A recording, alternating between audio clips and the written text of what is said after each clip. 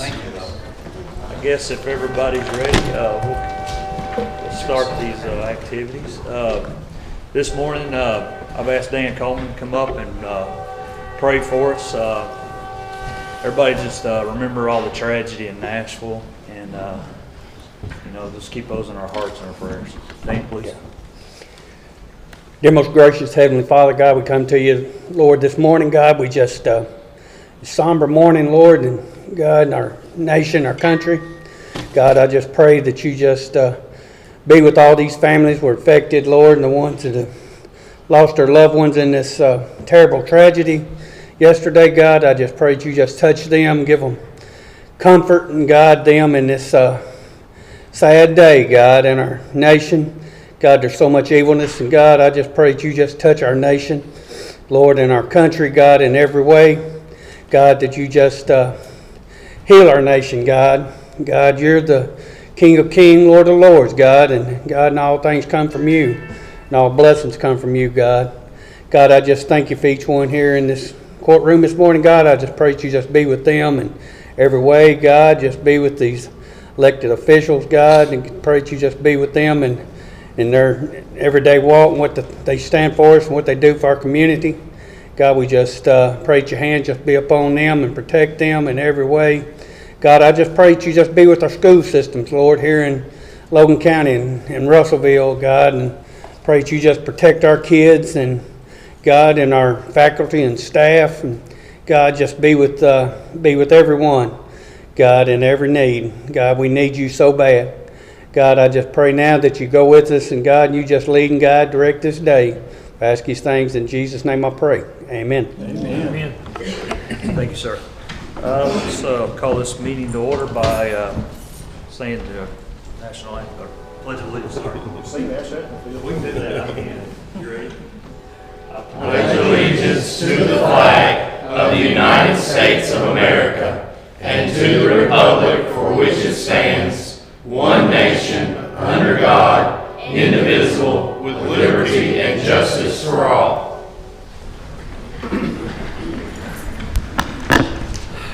Be sure and come back in April where Tyler will be playing the national anthem.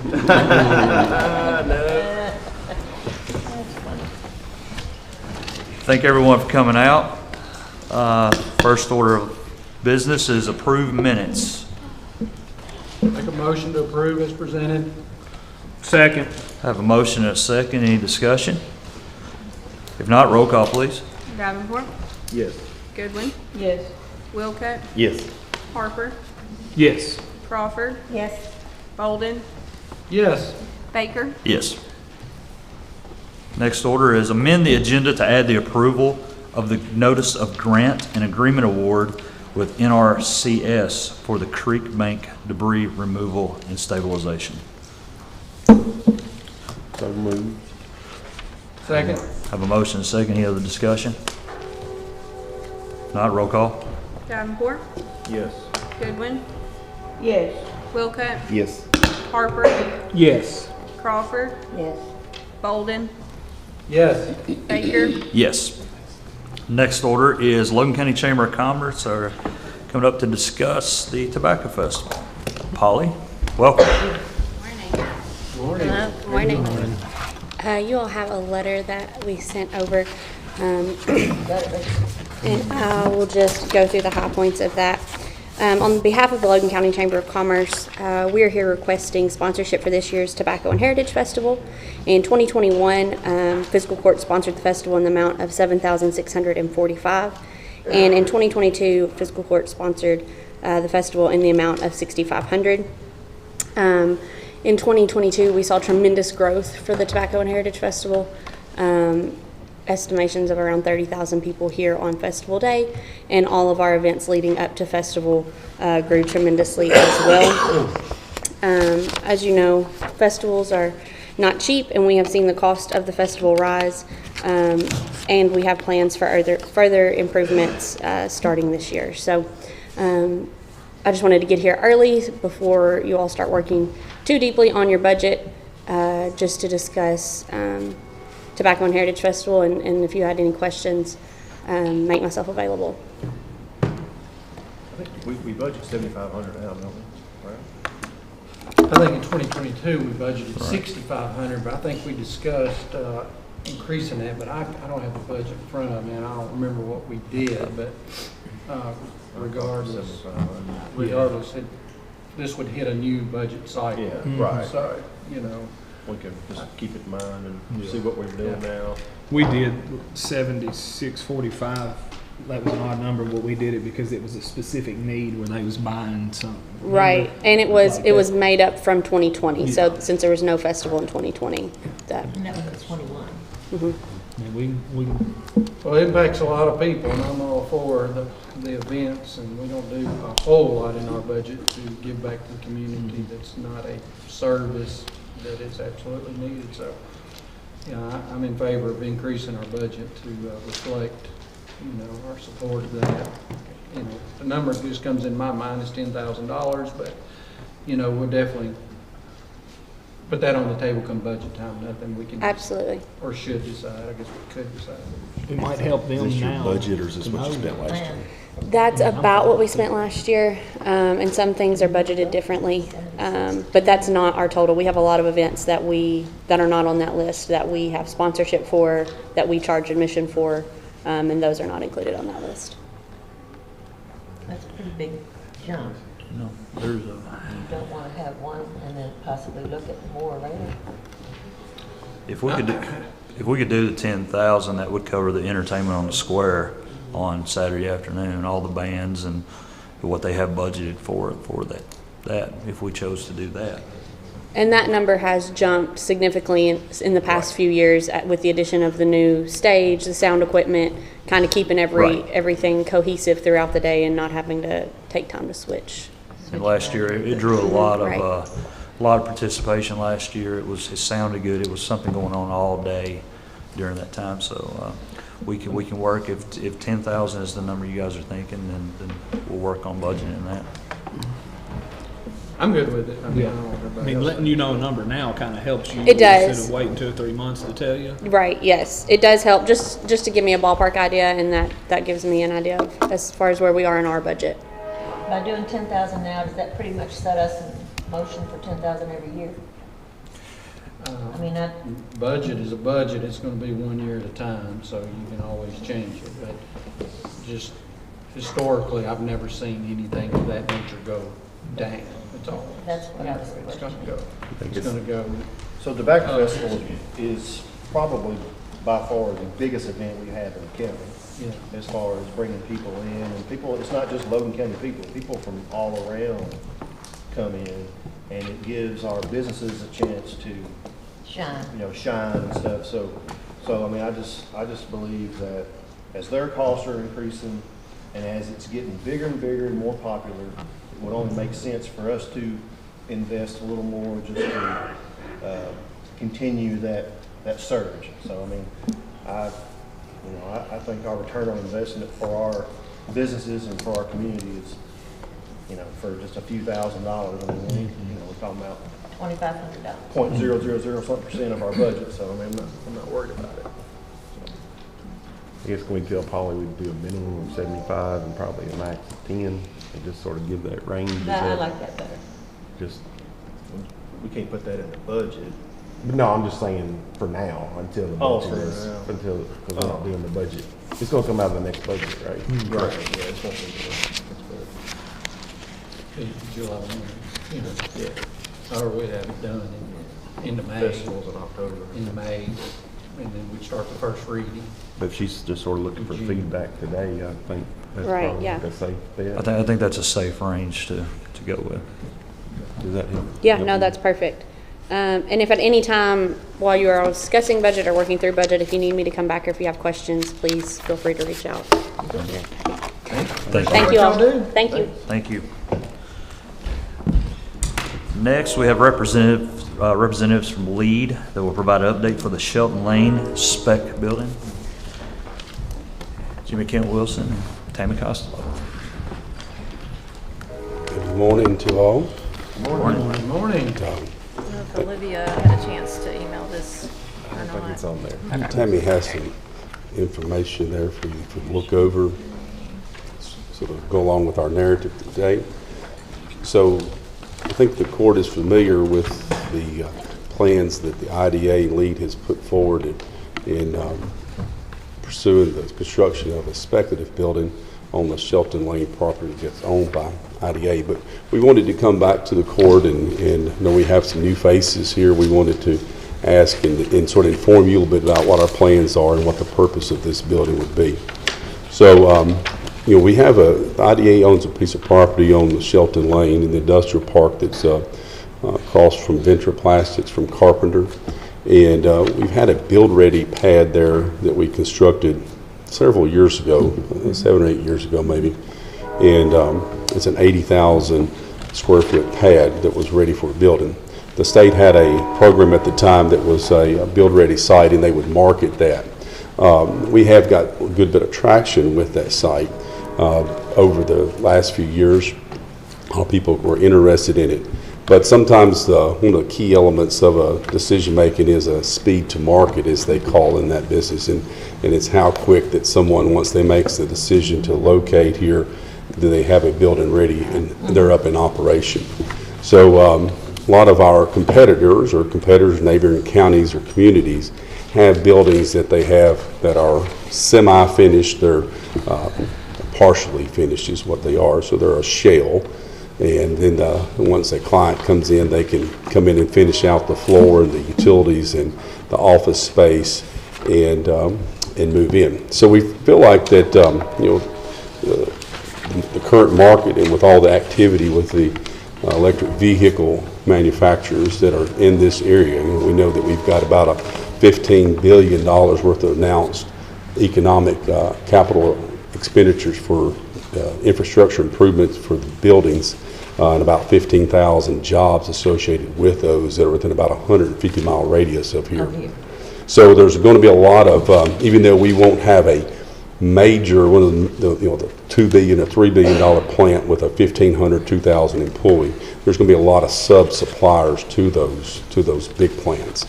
And though this is what we're trying to position Logan County for, is that we would be able to land one of those sub-suppliers to that EV, or in other markets where that goes, but that is definitely one of the target markets that we would see. So last year, the lead came to the court, and the court give approval for us to sort of go forward. We have an agreement. We could move forward with that, and we had some suggestions. Tyler had a good suggestion that we go back and maybe partner with the city of Russellville. We since then have done that, and I think you'll see in your packets that we have an agreement with the city of Russellville for their joint support of this financially, as well as moral support for the project. And our board has looked at this project and been talking about it. We have vetted it very strongly. We're a very conservative group, and I guess, and move very cautiously. But we wanted to come back to the court today and just ask you to, with the new dynamic of the court, to reaffirm your support for it. We have solicited proposals for architectural and engineering services for the speculative building. And we've got those back, and we'd like to release that work to where we can go ahead and get the plans developed where we can put the project out to bid. And we're currently estimating, and we've consulted with other, with TVA and with other local communities about our estimate, and we feel that we've got they feel like that we're have an accurate number. And we're estimating this in a 100,000 square foot building, about a construction cost of $5 million. So what we're asking the court to do is that, we know there's going to be a period of time between construction and maybe someone then that comes in and needs this building and ultimately buys it. So what we're asking the court, and then we ask the council as well, is to make the commitment or satisfy that commitment in the interim.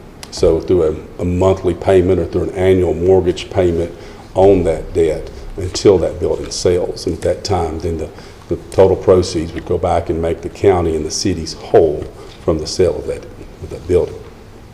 So it's not that we are asking for you to fully pledge the full amount, but ultimately at the end is when that building sells, then the county would be made whole. Talking about $5 million. Yes, ma'am. Mm-hmm. But in the beginning, the county would just be responsible for basically the interest payment. Well, Jason, it would be, interest plus any principal. We've talked to financial institutions, and we have got a preliminary approval from them to finance with the county's backing. Okay, it would require, IDA doesn't have the assets to do that, but with the county's support, then they would lend the money to the IDA. So what we would ask then is that the county would make the principal and interest payments over that time till that building was sold. So if we set it up if it was set up on a 20-year amortization, Jason, then that payment would $350,000 a year, whatever that number would be, and that was.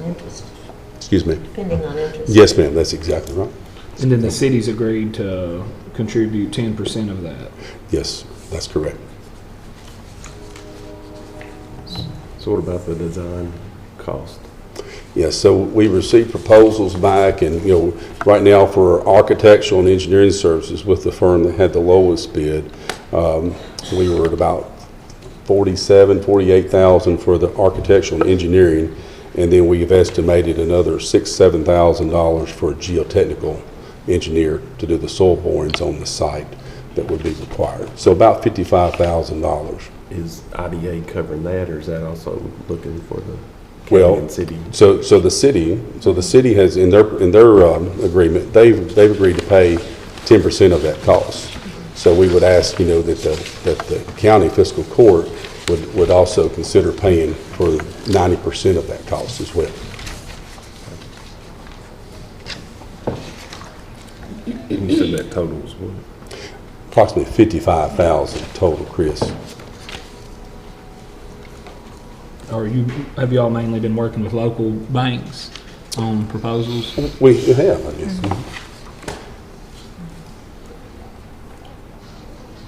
Of course, they can offer financial or preliminary approval, but ultimately they want to see the plans and they want to see the bids and all the details. And for us to give them that, we've got to sort of go through the process and hire an engineer and complete that, and then put the project out to bid. We know actual cost. The pad, I didn't mention this, but the pad that's in existence today is an 80,000 square foot pad. And through the advice of the cabinet as well as TVA, and with, I guess, site selectors as well, they say we should construct at least 100,000 square foot building. That sort of fits the minimum standard. TVA's, they have in their program, they sort of suggest that it's not only is it a minimum 100,000, but that it's also expandable up to 200,000 as well. That's why you've got the rest highlighted. That's exactly right. So we've done some preliminary engineering assessments of the site and what that might look like on that site. Is there going to be any limits on who we market this to, who occupies it? And can just anybody occupy it as long as they can pay for it? No, so ultimately the IDA will have that authority when someone comes and is interested in the facility. We've hate to sort of box ourselves in and say, well, it's got to have 50 jobs. It's got to meet this $30 million capital investment or whatever that might be, because 30 jobs may be more higher paying jobs than another employee that's 50. So we would look at that on a case by case. But yes, Jason, that is absolutely one of the things that the IDA has always been adamant about, is that we're not going to look at a tenant on this that's going to only have 5 jobs. Okay, it's going to have to be a very substantial employer, one that will produce a good bit of economic activity for the county and the city. Who would all be the co-signers of the loan? IDA, Russellville, and Logan County? That's my understanding at this point with the agreements that we have with the city of Russellville, and the county continues that would be the requirement. I can't speak 100% to that on the bank, but that would be my understanding. So I've got a couple of things that I want to point out.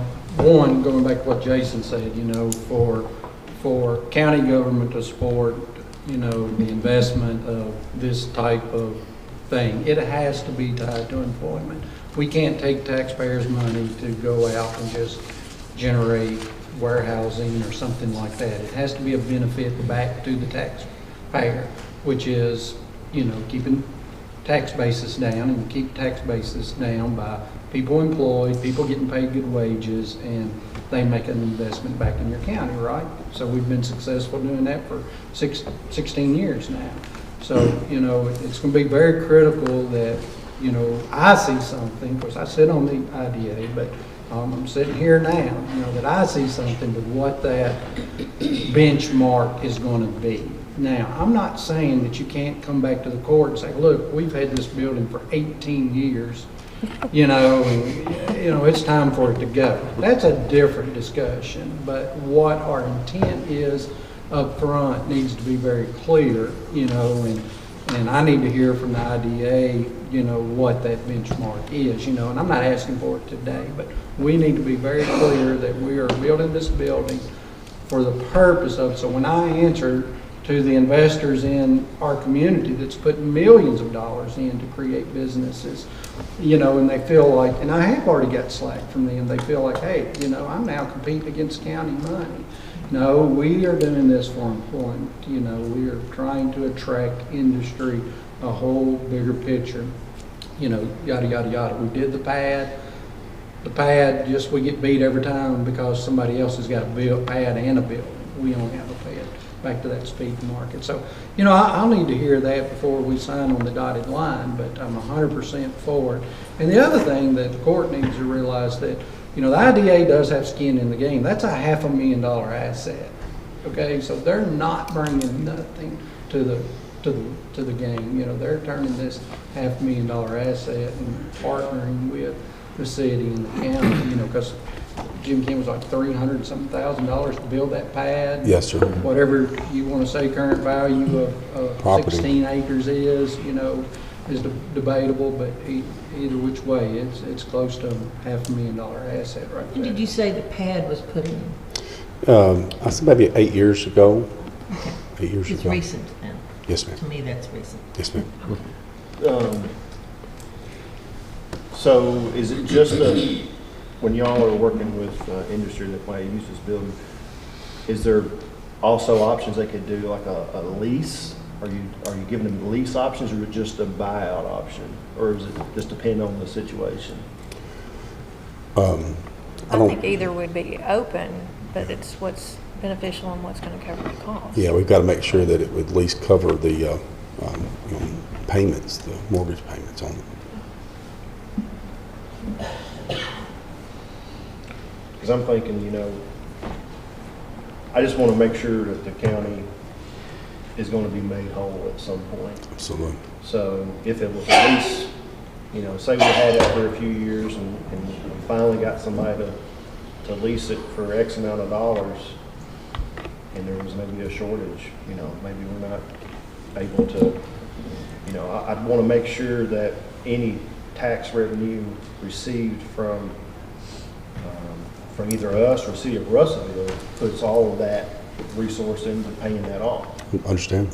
So, you know, if we have X amount of debt, and then until that loan is paid off, I think, you know, between us and City of Russellville, you know, they're 2% occupational tax and we're 0.75.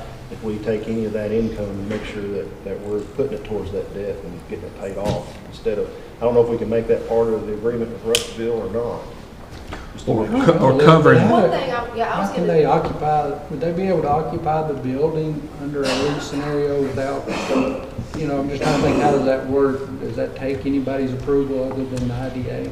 Well, I think that has been, I think the IDA has discussed lease options in the past. I don't know how much that's been discussed since these current agreements with the county and the city have come up. I think that kind of was put aside when the IDA decided to pursue this option instead. One thing, and I've been involved in this, you know, I represent IDA and the city as well, so I've been involved in the formulating of these agreements, and I think the intent would be that these are agreements so that IDA board can move forward with actually getting, first of all, the preliminary engineering details that are needed, but then also actual financing offers once they have those details. And I would anticipate that when we had more information in order to actually move forward with a loan, that both the board in the county and the board in the city would need to enter into more specific contract agreements, which would say, you know, this is specifically what we're co-signing to, these are the details. And then at that point, I think we would be in a better position to even address those issues as far as, you know, I don't recall because I don't have it in front of me. I think that the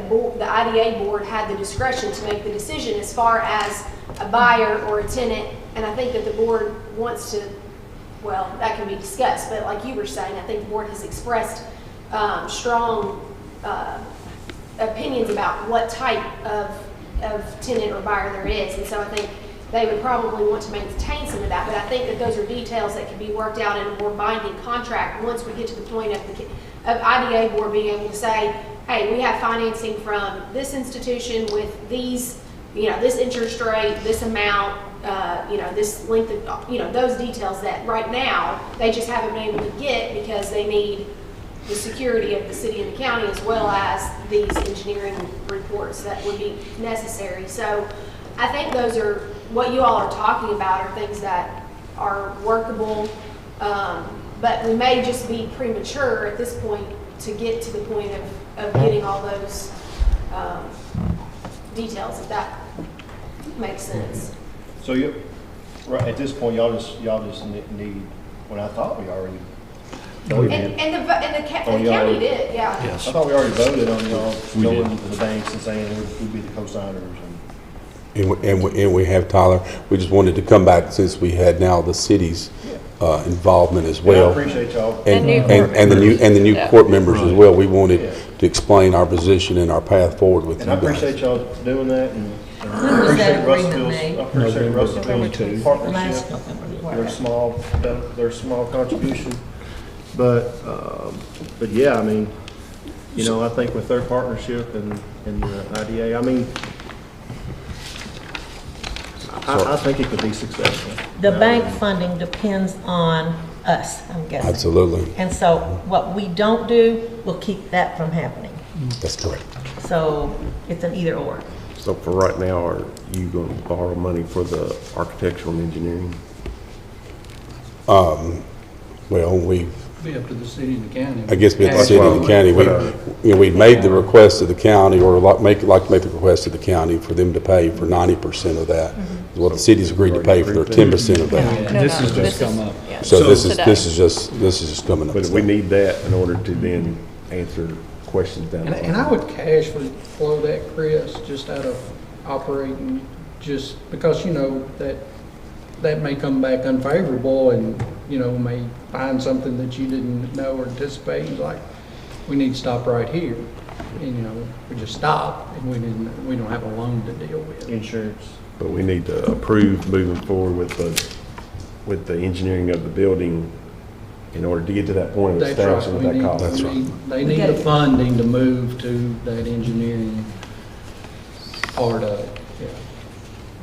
And has the city agreed to their 10%? They did. Yes, Yeah, they have. yes, it's in their agreement. It's in there. On the contract. So we need to make a motion to Basically, support that. $54,000, 55, is that about right? 55, so So 90% of the 55 would be about 50,000. So I think at this point, we're still not agreeing to borrow the money or I don't think, we're not agreeing to sign a loan yet. So I think at this point, we're still just investigating, you know, get, 50,000 of our money would Right. pay for the engineering, so we would have a firm basis that we can move to build. just like what we've done before in the past, what we did with, you know, we got engineering, found out it cost us too much money and. Yes. So what are you recommending by that time? I would recommend that the court pay the 90% of the $55,000 for the architectural, structural, Just and the engineering. 55,000, 90% of that. And then you know, again, assuming, I see no reason why that wouldn't At come least back we have favorable, something to because start from. we've had engineers do the pad, so it would be a little bit of a shock to me if we came back and said, oh man, this pad's no good or something. You know, it was engineered Concrete. and built. Yeah. And- Sure, I put that in the form of the motion, that we pay the 90% On the of 55,000. the, and that's, y'all need to Yeah, make sure if that's- we're gonna make that a motion, that's the correct number. Is that That the correct is. number? That is. The 90% of the 55,000. You know, I have a motion to, About 4750 in my head, but I don't know if it's right. Close. Thomas has made a motion. Do I have a second on it? Second. I have a second. Is there any further discussion on We this? need to So, tell, part of the motion needs to be where the funds come from. And also, are we making this payable to you all, or are we gonna be paying the architect directly? Good question. Let the I IDA don't- manage yeah, it, let the IDA. Yeah, I would say just write it to the IDA as they request it, what they bill. You know, it's what we've done in the past, right? I think so. Okay. Where does the money come from, and are we taking that out of, y'all work that out and we'll approve that. I feel like we're gonna end up having to take it from our general fund and move it from our occupational tax fund.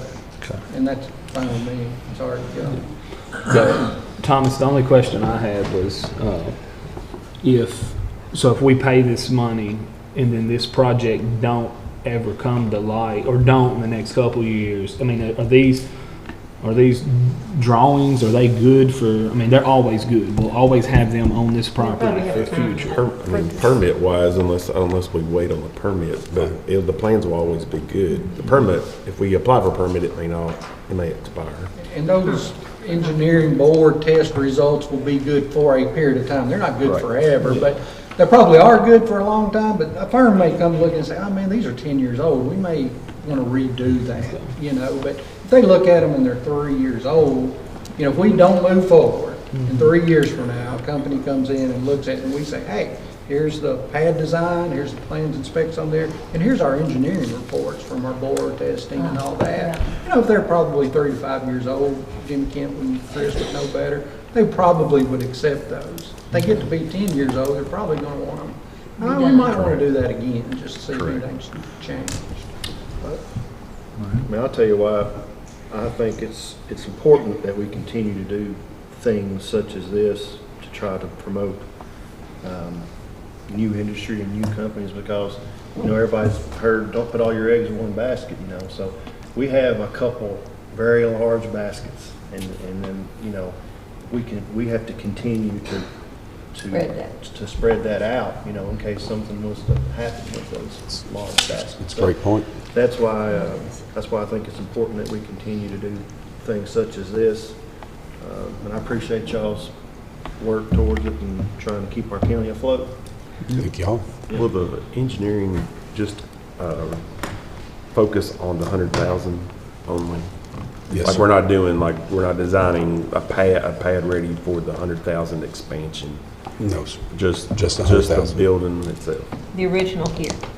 Yes, ma'am, that's correct. Now, that original was 80, it would be 20 additional, because that one's just 80. Okay. We're gonna add But 20 that site, If you that- look a little But I'm just. further talking in about- there, it'll show That's the right. 100,000, a couple pages. I didn't know if y'all were going to include like, not at this time. No, yeah. It's There's just- 80,000. We're just trying to make sure that the site is, that we can expand Oh, this if is an this, industry and then would this like is the to. addition.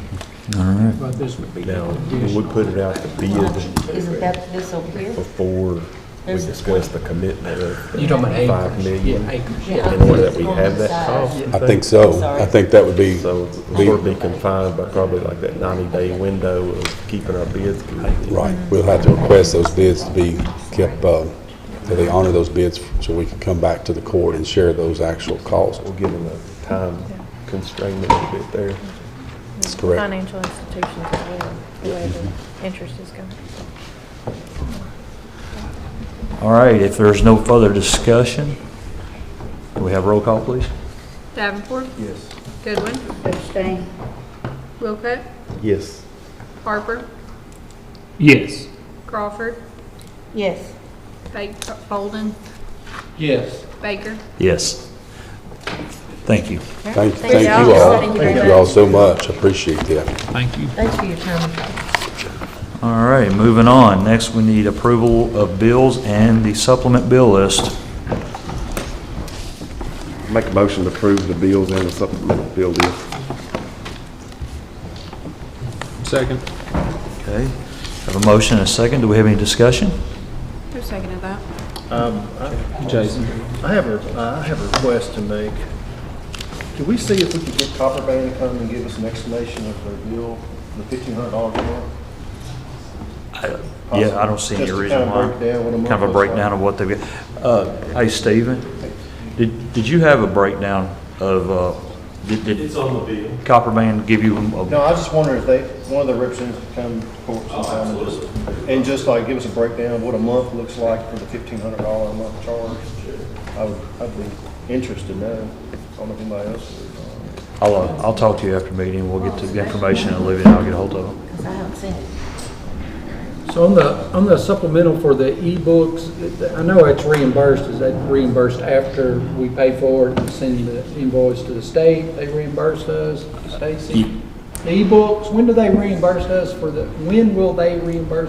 e-books? We have a contract with them, we got this approved today, and I Right. believe after we pay, they're not even delivered yet. I believe once they're delivered, we'll pay them, and they'll prove that we pay them before we pay the back. Well, the bill's on the bill list today. Yeah, I brought it up here. Okay. Yeah.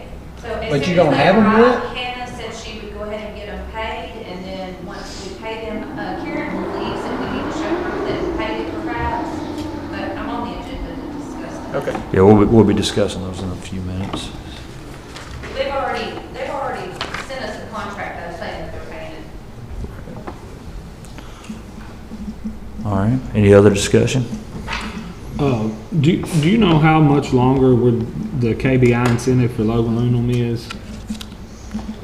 I mean, Do we know how long that agreement? Well, initially, usually 10 years. I mean, which one? The I think one they that's did on- two. Yes, they did. You should have asked Tammy before she walked out. Let's see, the recycle plant, I don't know, how long has that been up and going? That's over 10. We just did I know. a few The years. recycle? No, the recycle plant's not 10 years. We got any Logan Aluminum employees in the audience? Past. Past, present? Yeah. How long's the recycle plant been up? Are you talking about DC4? Yes. Yes. Maybe 6 to 10 years, somewhere in that range. I was thinking 5 to 6 for DC4. Yeah. And they usually trigger that anywhere from after it's up and going 6 months to maybe even a year. I've seen some go even be 2 years because they have to hit that. I was thinking in the audit, there was one of the triggers that somebody hadn't even started yet, and it was with Logan, one of them was with Logan Lee. Is that a? Not ringing a bell with me, but you're probably right, Chris. That doesn't trigger until they've met all those requirements. Yeah, number of staff Yeah, and so investment. Some of them may never trigger. that's right. I was just curious. I seen it. I think that's the first time I've noticed or seen it. And It's on page 6, bottom line item. on the bill. Yeah.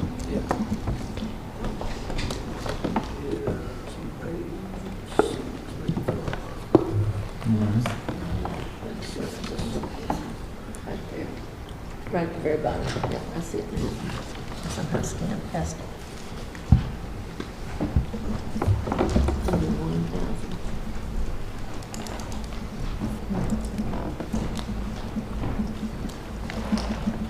So we're just giving them back the money they gave us, basically. Logan Aluminum. Logan Aluminum for that section of Hmm. employees, that section. Right. Speaking of baskets. Is there any other discussion? That's just employees on DC4. This is DC4. Yeah. Hey, I had a question, I guess it's not about the bill list, but I guess it is a bill, but the refund that was talked about from the lawyer legal fees on the solar stuff, has that refund been received? Y'all know what I'm talking, you remember? It was like $8,000 or $9,000. They did say they would. But have we even paid a bill though on that? Did we pay that lawyer bill?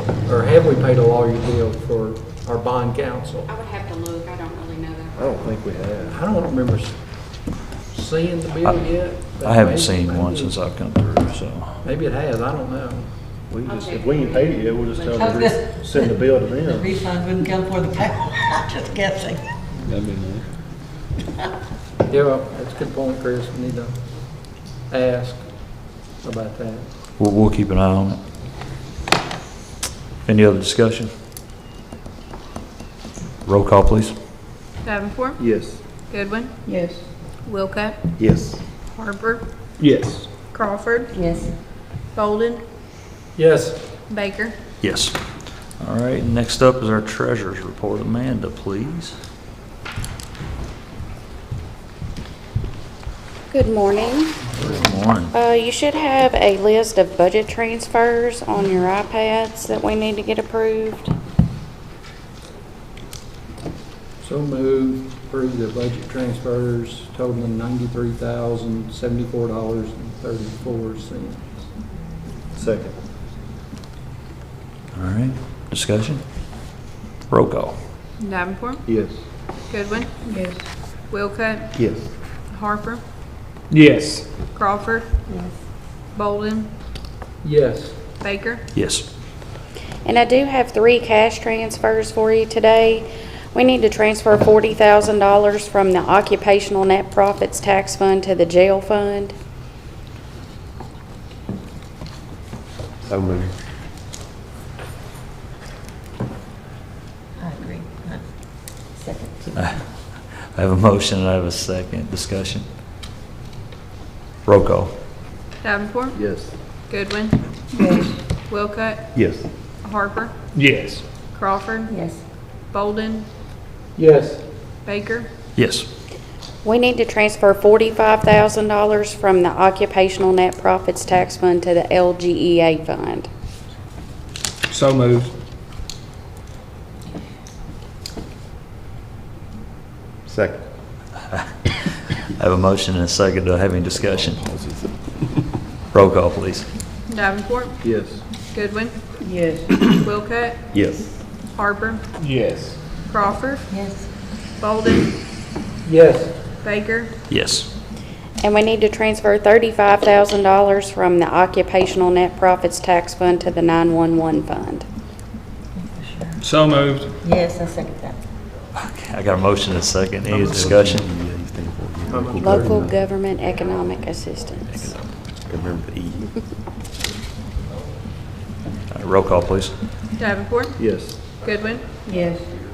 Wilcutt, Yes. Harper, Yes. Crawford, Yes. Bolden, yes. Baker. Yes. And one other thing, when we were talking earlier with Tammy and Jimmy Kent, since we do take the economic development contributions out of the LGEA fund, that's probably where we would take that other payment for the architecture from as well. When you said LGE, I was like, I wonder if that's where it was supposed to go. It will be. Yeah. Thank you. Thank you. Thank you. Thank you, Amanda. All right. Roadwork request, District 1. District 1, Kellyano, Floyd Gibson Road, maybe do some more grading and add some rock or some, part of a hole, like a pretty big pothole across from address 199. And then, also out on Dennis Road, you know, we're gonna have to look at resurfacing that here pretty soon.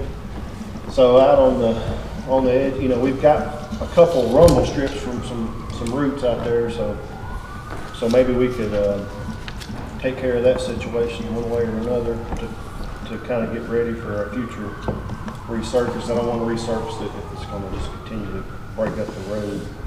So maybe we can fix that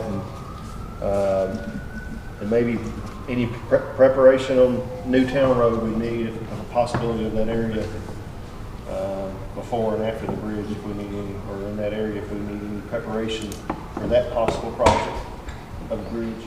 So, but anyway, other than that, team maintenance, appreciate everything.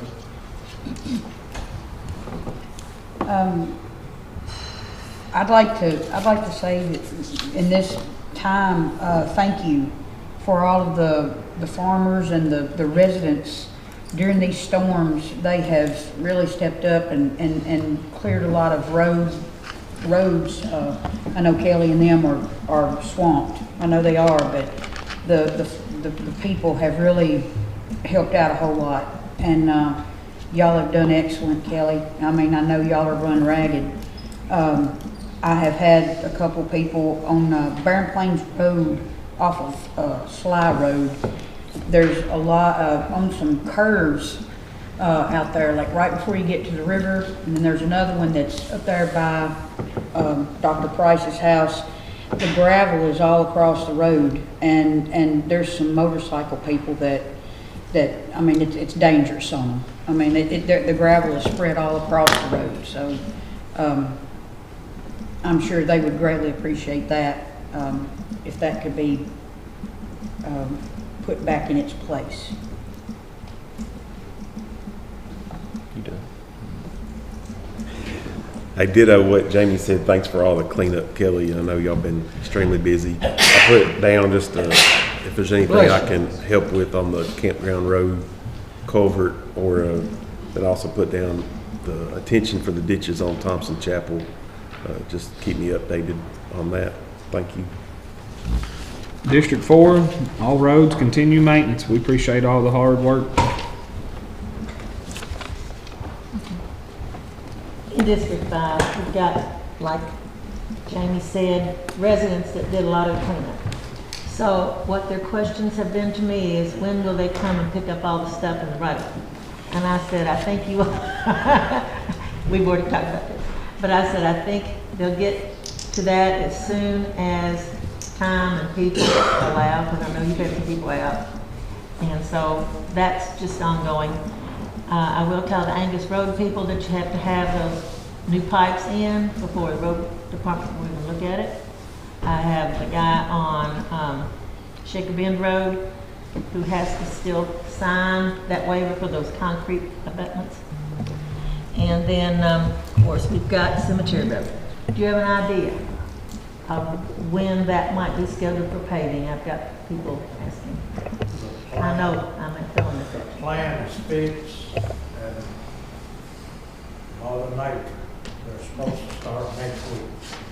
On Cemetery? Well, they're gonna start on Jason, and then they'll go to cemeteries, possibly next week. Possible, okay, thank you. And of course, the other thing, I've got to get under here, get my plat here. Unfortunately, when the road was decided on Longview Drive, we've got 2 businesses out there, and when it was decided to be paved, it was decided up to a point that actually the county road extended 434.7 beyond the paving point. And the resident with the second business was very concerned because he saw the little markers. Thankfully, Kelly went with me to look at that. The resident had gotten the plat. He said, this is where it's decided to be paved to. This is the actual end of the county road. Kelly and I both agreed that should be considered. He said it had to come before court, and then it can be paved along with the original paving plan. Is that correct? And it's the 434 to what you got. Right. Plat. Right. Right, Thomas? If it is platted, still has to come before court, but legally, it's already a county road. Legally. Yes, it is. But they ended it. But we have to put it on the system. All right, that's why I brought They this. ended it for some reason 34 feet short of the end of the plat. Yeah, it just was a fluke. Yeah, But I think we just make a motion, clear that up, but if it's a platted subdivision, it's already been done.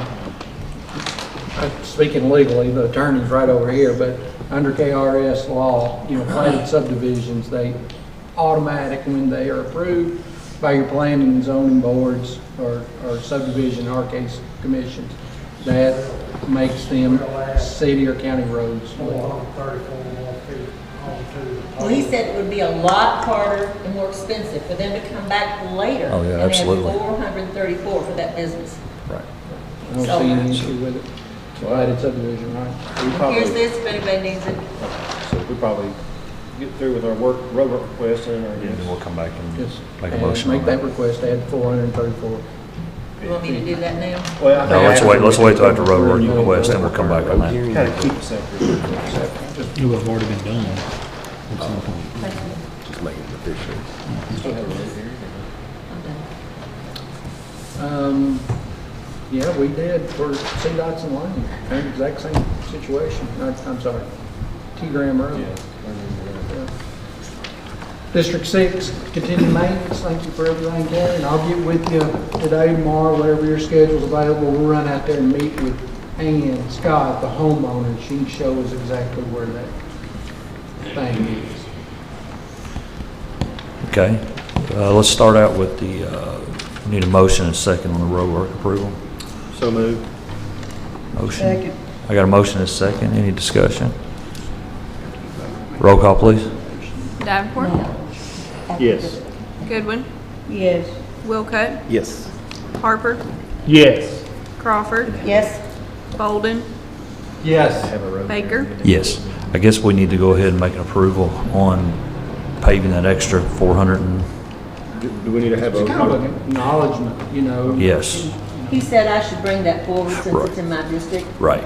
I make a recommendation that we amend the paving plan for Longview Lane. I know Right. we got a lot of Longviews.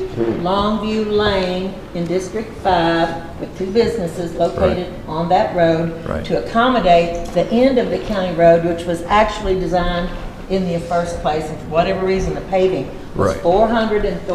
434.7 feet short of the paving plan. So, All right. So we, make an amendment that we change that paving plan to accommodate the end of the county road. okay, got a motion?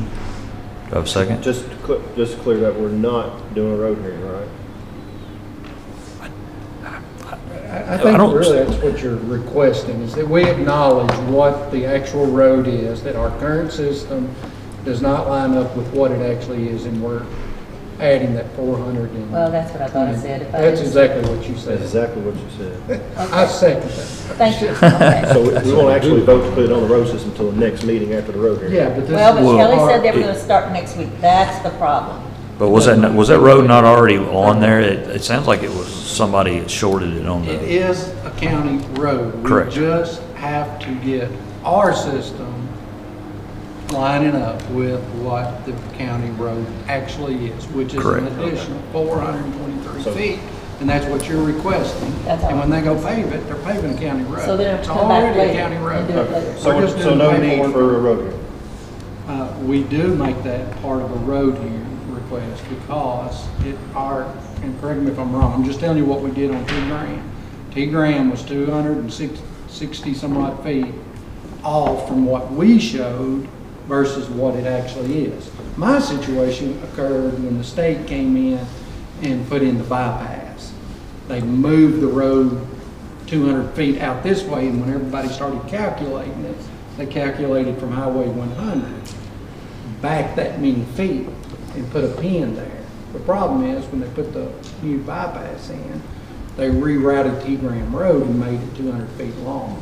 Yes. So I had to bring that in to make T. Graham exactly what it was, which was another 200. so, I'm 100% for adding this to the county road system. I just want to make sure that we're not trying to rush it and not following the proper procedure, what we've done for other roads, which is have a road hearing and then vote to have it on. But it's the I don't- already a. You don't have a road hearing because the easement's already there. Don't have a road hearing? No, because Then it's why do we already do it on there. Thompson? Because they moved the road out like this. The road was straight, and when they put the bypass out there, they had to put this big loop in there.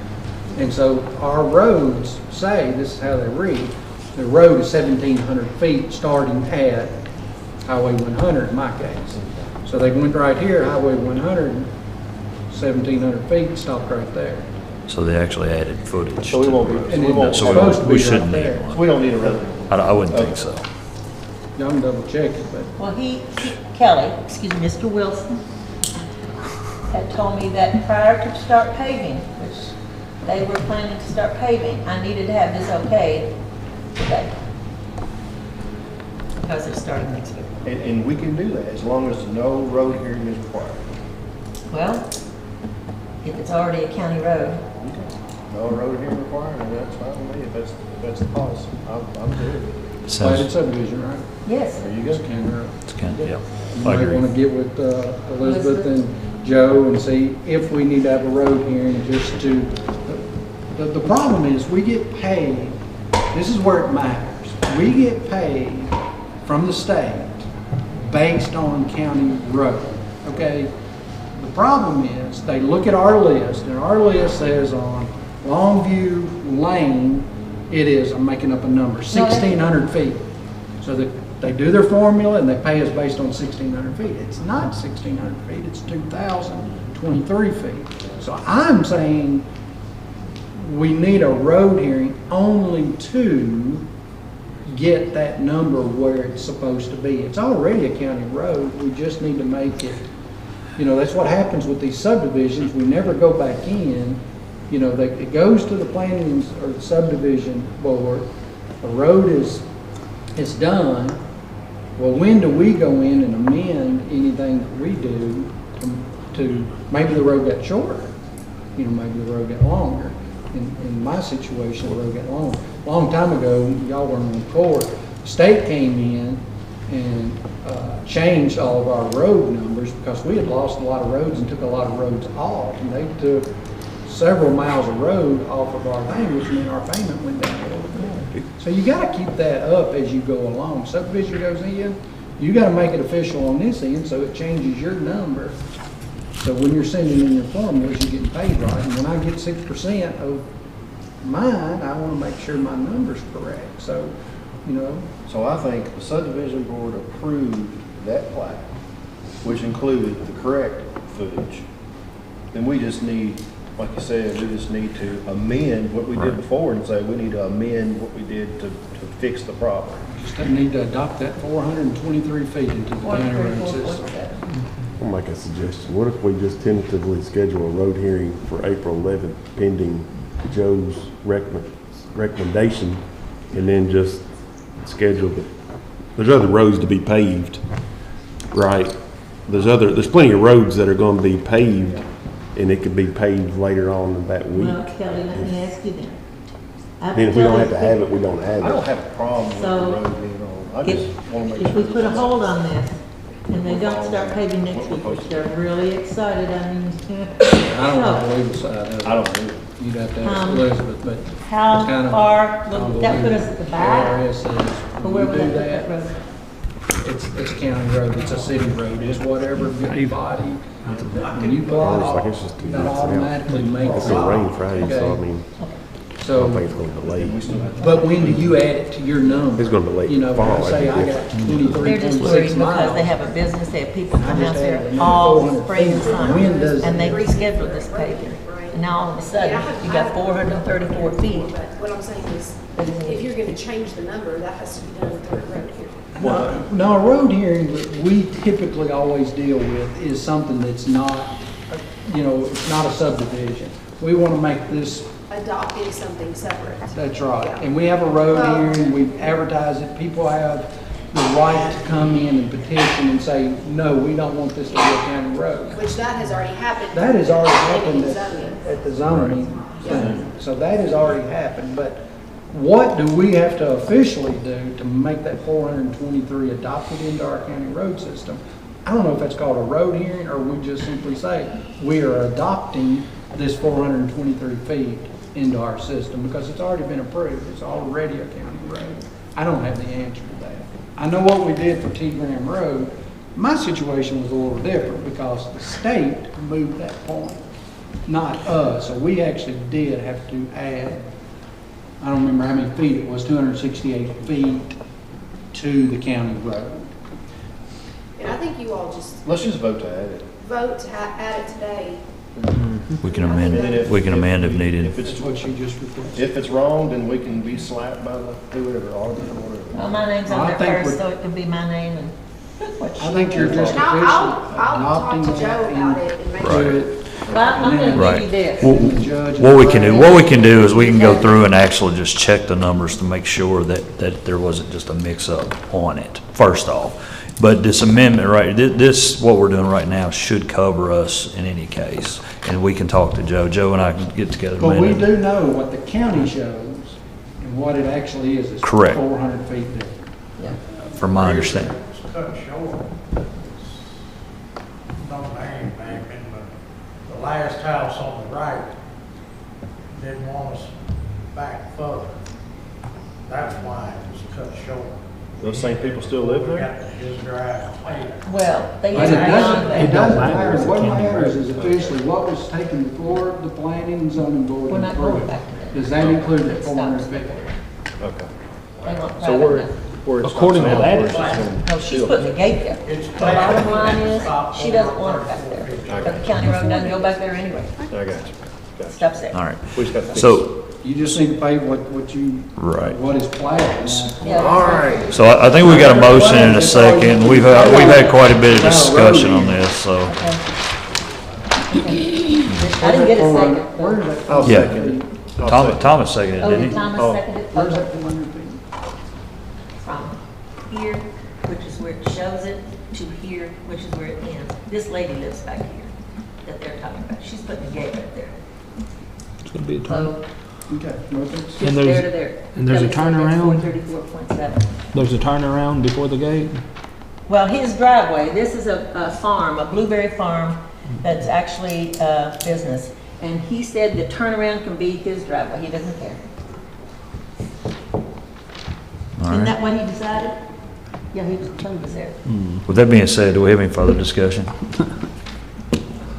All right, let's have a roll call on looks this. like it's planned. Davenport, It is. Clay. Yes. Goodwin, Yes. Wilcott, Yes. Harper, Yes. Crawford, Yes. Bolden, Yes. Baker. Yes. All right. This is signed by Chairman or Secretary of the Planning Commission, Jim Campbell, Yep. 8/19/2022. Last August. All right, let's proceed on. Elected officials, Sheriff Stratton, please. Sheriff has nothing. Stacy Watkins, clerk. Can I make a recommendation? There's people online, and if you're in the audience and you have something to say, please come up to the mic, because the people in the audience, people watching online can't hear what you're saying. So if you have something in the audience to say, please come up to speak. Thank you. So I have a couple of things. I'm on the agenda, but I have a couple of things to discuss real quickly with you all. So I was unaware, we are eligible to apply for a refund, a reimbursement of half of the money that it costs to prepare the property tax bills, which would be like land tax. I have to have you guys acknowledge the sheriff's report. I believe you have that in front of you in your folders. First, we need to acknowledge the sheriff's report, and then I need you to approve that I'm allowed to apply for this. Is that like the $2,600? It is, uh-huh, 26.86. yes. We spent 5,000, well, we actually spent more than that, but at what they allow us is 5369.70. I believe we actually spent 54.65, but the state allows us 15 cents plus $1.50 per card, so I was unaware, but I called up there. It is not too late to apply for this, so I'd like to get this back for the county, if at all possible. I need an order book and page number for both, for the sheriff's report and for my claim here. Need a motion to apply for the grant? It's really not a grant. It's a Just claim. just a It's a reimbursement. Yeah, I'm coming at y'all with some grants though, so. Today, I'm not asking for money. Today, I'm gonna come and see if I can't get us some money. So, yeah. I second that one. It's good. Okay. It's good. So I have a I make a motion. motion to allow the county clerk to apply for this reimbursement for these prior No. expense. First, we've got to acknowledge, Olivia, We need to acknowledge the sheriff's official receipt for property tax and then acknowledge the next. and then one, too. approve the claim. the next one. So acknowledge the sheriff's report, then approve the claim, please. I'm sorry, y'all. Thank you, Chris, for doing that. I did want to ask a couple of questions Sure. about the sheriff's report. Okay. The fire protection and lighting, I was just sort of curious what that was about, those two items. The fire protection and lighting, it's one of the tax districts. I don't know, I have to ask the girl in the office about that. I ain't got a clue. I was just curious. We didn't have a taxing, we don't have a taxing district for those things, but I'll find out for you. Thank you, Sheriff. the fire protection and lighting. Item. I can't believe I'm gonna get 712. Timberland tax that we put on, that's what that is. What's the lighting, Amanda? And the lighting is, I believe that's something for EPB. For what? Electric plant board. Okay. Or for TVA. TVA. It was through EPB for TVA. What's the dollar amount? I don't. 4,000. Probably those subdivisions that we have on property tax. A subdivision can opt to have the security lights, you see in subdivisions. TVA has a program where as long as you agree to put it on the property tax bill, a subdivision can opt into that program. And that is collected through your property tax and then paid out to, Carla Circle, I know did that. The one in Auburn, Cedarwood did that. There's 2 or 3 of them that I know about, and so it's on your property tax bill if you live in that subdivision. I make a motion to acknowledge the sheriff's official receipt for property tax bills for 2022. Second. Have a motion and a second. Any other discussion? Roll call, please. Davenport? Yes. Goodwin? Yes. Wilcott? Yes. Harper? Yes. Crawford? Yes. Bolden? Yes. Baker? Yes. I make a motion to authorize county clerk to make a claim for reimbursement for preparing the tax bills. Second. Motion second. Any other discussion? Roll call, please. Davenport? Yes. Goodwin? Yes. Wilcott? Yes. Harper? Yes. Crawford? Yes. Bolden? Yes. Baker? Yes. Thank y'all so much. I appreciate that. The other thing on here, Judge and I have discussed it a little bit. We are coming up on reapportionment. We've all discussed that a little bit. The last meeting, we cannot really start this process by naming our committee or anything like that. However, we would kind of like to get an idea, and as soon as May 1st hits, we would like to be able to get this ball rolling. I would like to ask us to go ahead and decide what the pay would be per meeting. As the commissioner of that board, I would like to know what I can tell these people their time will be how much we'll compensate them. So there will be 3 people. There will be 3 people. The meetings could run, I don't know. I'm going to be honest with you. I've never been to one. I do know they will travel to Bowling Green to the Brad office. There could be upwards. I'm hoping we can get it done in 3 meetings. I don't know. I've never done this before. So we just pay what we pay the poll workers? We talked about, I checked with other counties, about $100 a meeting is what most other counties are set to do. That's what their fiscal court has decided to do. $100 a meeting, and that way if there's a meeting that runs 3 or 4 hours, or if there's a meeting that runs short, no matter what, they're gonna get compensated. And like I said, I'm really hoping that we can knock this out with 3 meetings. Okay. That's what your recommendation is. That's my recommendation, but it's really up to you guys. Yes, okay, make a motion to pay the Reapportionment board. board committee members $100 per meeting. Thank you. Second. Motion and second. Thank you, guys. I will see y'all soon. I'll be back. Is there any other discussion for us? Is there any other discussion on this? If not, roll call, please. Davenport? Yes. Goodwin? Yes. Wilcott? Yes. Harper? Yes. Crawford? Yes. Bolden? Yes. Baker? Yes, please. Thank you very much. Thank you. Thank you. All right, jailer, Mr. Josh Toomey. That's a hard one. Good morning, sir. Good morning, Court. Good morning, Judge. What's up, Logan? How are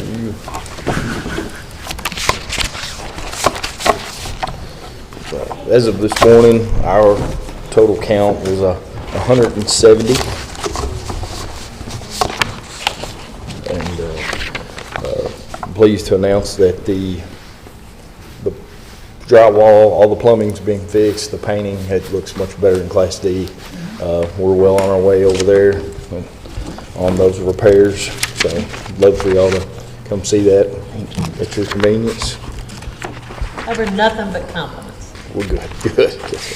Those are still not being utilized though, right? Not all of them. We've got 2 dorms full and we're trying to get more. We're just having trouble trying to talk with other facilities. There's just a shortage on state inmates. You started putting them in there since Jamie and I were there. We've put a few, but we're trying to get more. But facilities don't want to lose their workers, but we're working on it. Building those relationships with other facilities, trying to get our state inmate count up. So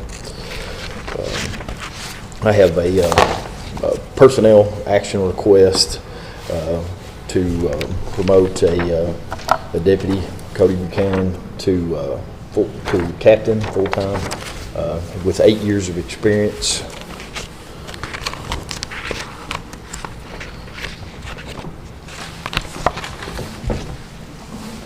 How you doing on numbers?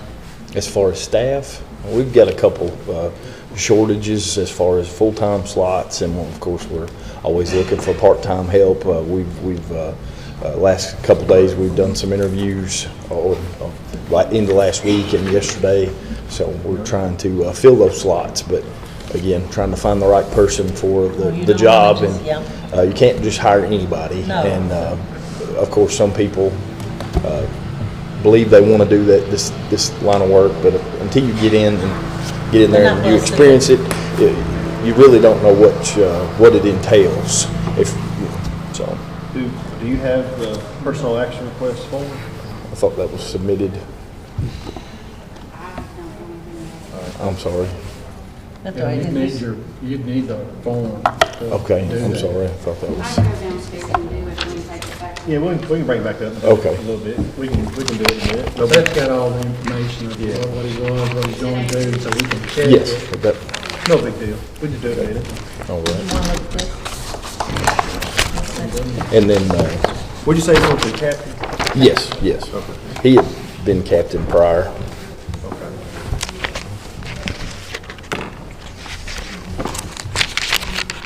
And then it's come to my attention, learning from our financials group, VendEngine, and going through one of our contracts and vendors, CPCs, Combined Public Communication, that there's some discrepancies in the numbers on what the county was given. As of thus far, with what we found, our commission earnings, the county was shorted from the jail. What we found so far, about $123,000. That we've cut you a check to make up that difference, and there may be more. But on the commission, for whatever reason, those commission totals, the court was given by the past administration given a portion of that. Not sure where the numbers come from, but we've made up that difference on what we found, those discrepancies so far. So that has been sent over, if y'all want to take a look.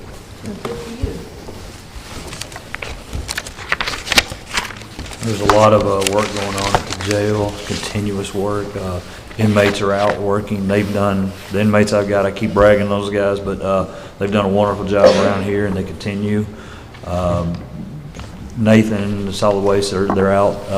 Hopefully for long, we'll have them out picking up on the roadsides also, yes, correct? As we get those numbers up. Yes.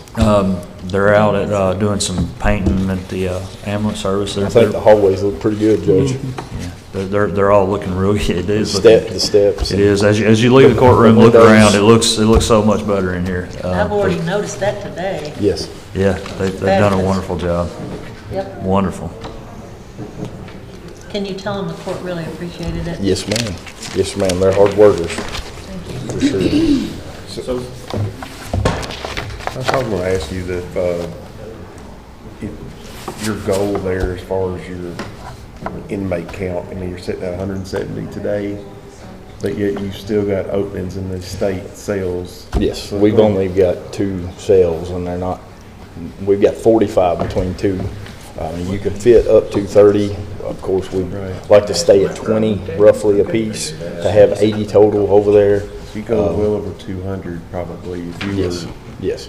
do you have concerns about, I mean, I know you're still running low on some staff spot, so you have to sort of balance. Yes. I know your desire is to have those higher paying inmates, but you don't have any control on your county side, so is it sort of like a 3-ring circus of balancing staff and your population? Yes, and every facility is like that. That's any facility. The magic number that you're trying to get roughly is with any facility, they say is around 136%. Every jail, regional, local, is over capacity. It's just the nature of the beast on waiting for cases to go through to get adjudicated, and then of course for classification, you're at the mercy of the Department of Corrections. So we do the best we can with what we have and distribute them evenly amongst each cell. So Just need you at 130-something%, but then you weren't 100% staff. That's another. yes, and we're trying to fill those numbers again. It's people that apply. Not everybody's knows what they're getting into. It is, some people might work a few days, and that's why we start out typically part-time basis, and then we move to full-time as they say, hey, you know, as you're seeing that they're working out, they're getting it and they're enjoying the work, so that's always good. I guess what I was saying, I know we want to be concerned about the dollars we bring in, but also don't want you to be where you're outpaying. Oh, yes, of course. Josh? Yes, sir. You have to explain this to me because I don't understand. On The CPC, that's the commission check that we get through our communications. That's the total that's supposed to go to the general fund. The breakdown on the difference, for some reason, there was only a portion of that sent up to the court. The rest of it. State inmate payments? No, that's through our communications that the entire jail puts in. That's what That's your telephone. Yes, The telephone, inmate communication. telephones, communications. Yes, and Sorry. that's what that is, and that's money, commission that we've made off of that goes to the county, to the general fund. And that's the differences that we found that is owed back to the county. Okay. Is that over just a year? That's since 2018. So 5 years. Yes. the checks And the breakdown. The checks made payable to Logan County Jail. Yes. So it's made to Logan County Treasurer. Logan His County check. Treasurer. His check. Yes. His check. Now, we're the making check that from difference. which company is it? My apologies. What's the telephone? CPC. CPC The gives it to Combined the Public jail, Communication. and in the contract, from my understanding, from the contract, the county gets back a certain percentage of that back.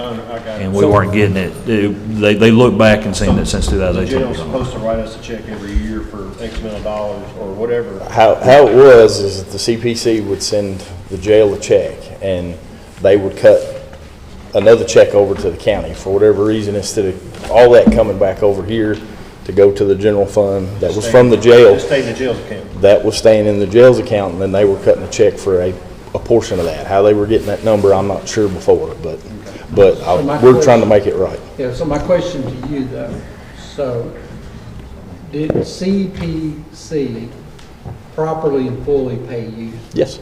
Okay, so this is only. That's what we found, yes. This is only on your end, so the jail's fund. The Yes. jail fund, CPC didn't write you a check. They wrote the jail a check. Okay, so from 2018 to Yes. 2023. Yes. Or where we're at today. Has CPC properly paid you? All the way through? That's what we found so far, yes.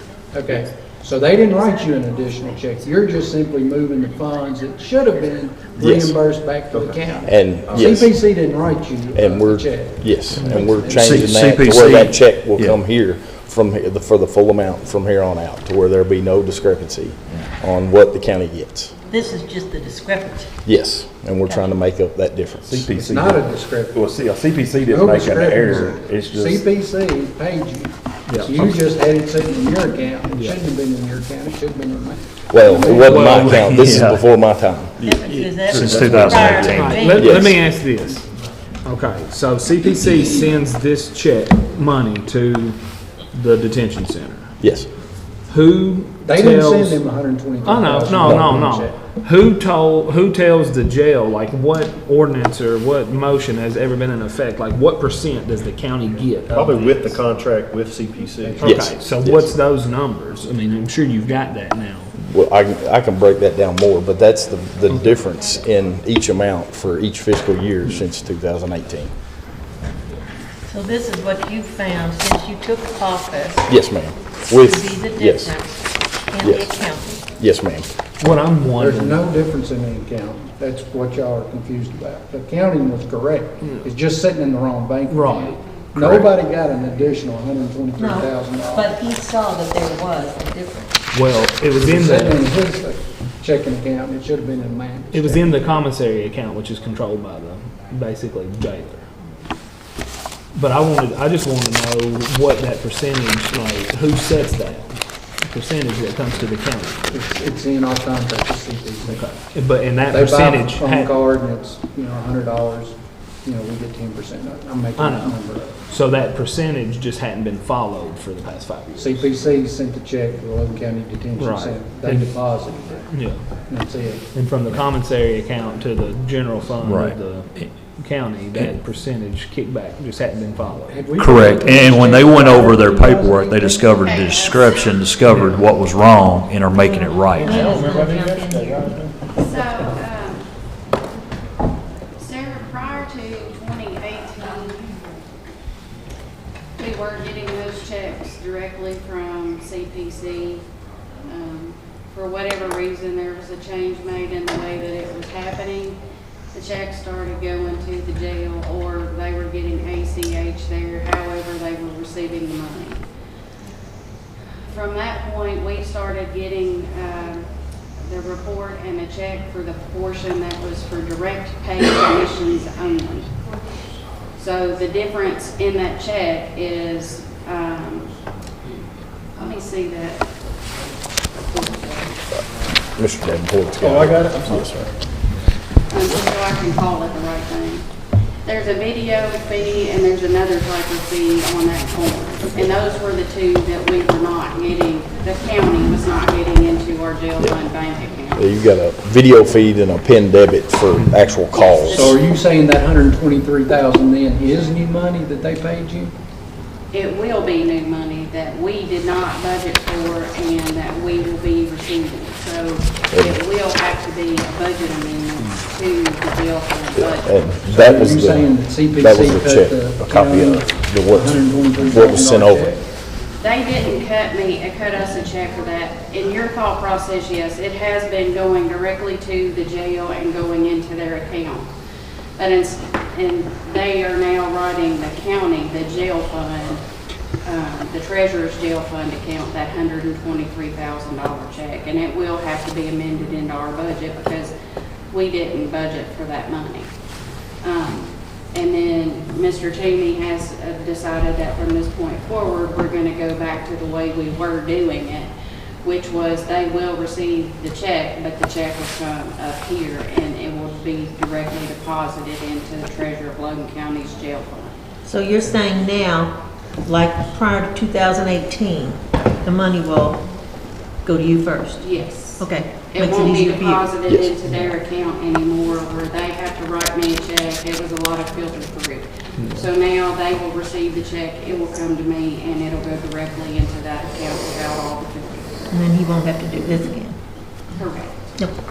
It was just new news to me because I just never knew that we got any kickback off of any of the commissary. And we do, it is part of the Yeah. CPC's contract. I mean, I never knew that.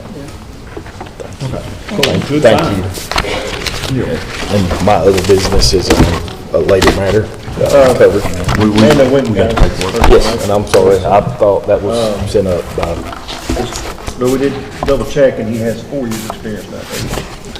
Well, he's, with his time in Todd County and then his time here. When we rehired him, we rehired him with 4 years' experience. Okay, I'm sorry. Yeah. I have it in my records, according to his resume, and when he started was in, I believe, 2015.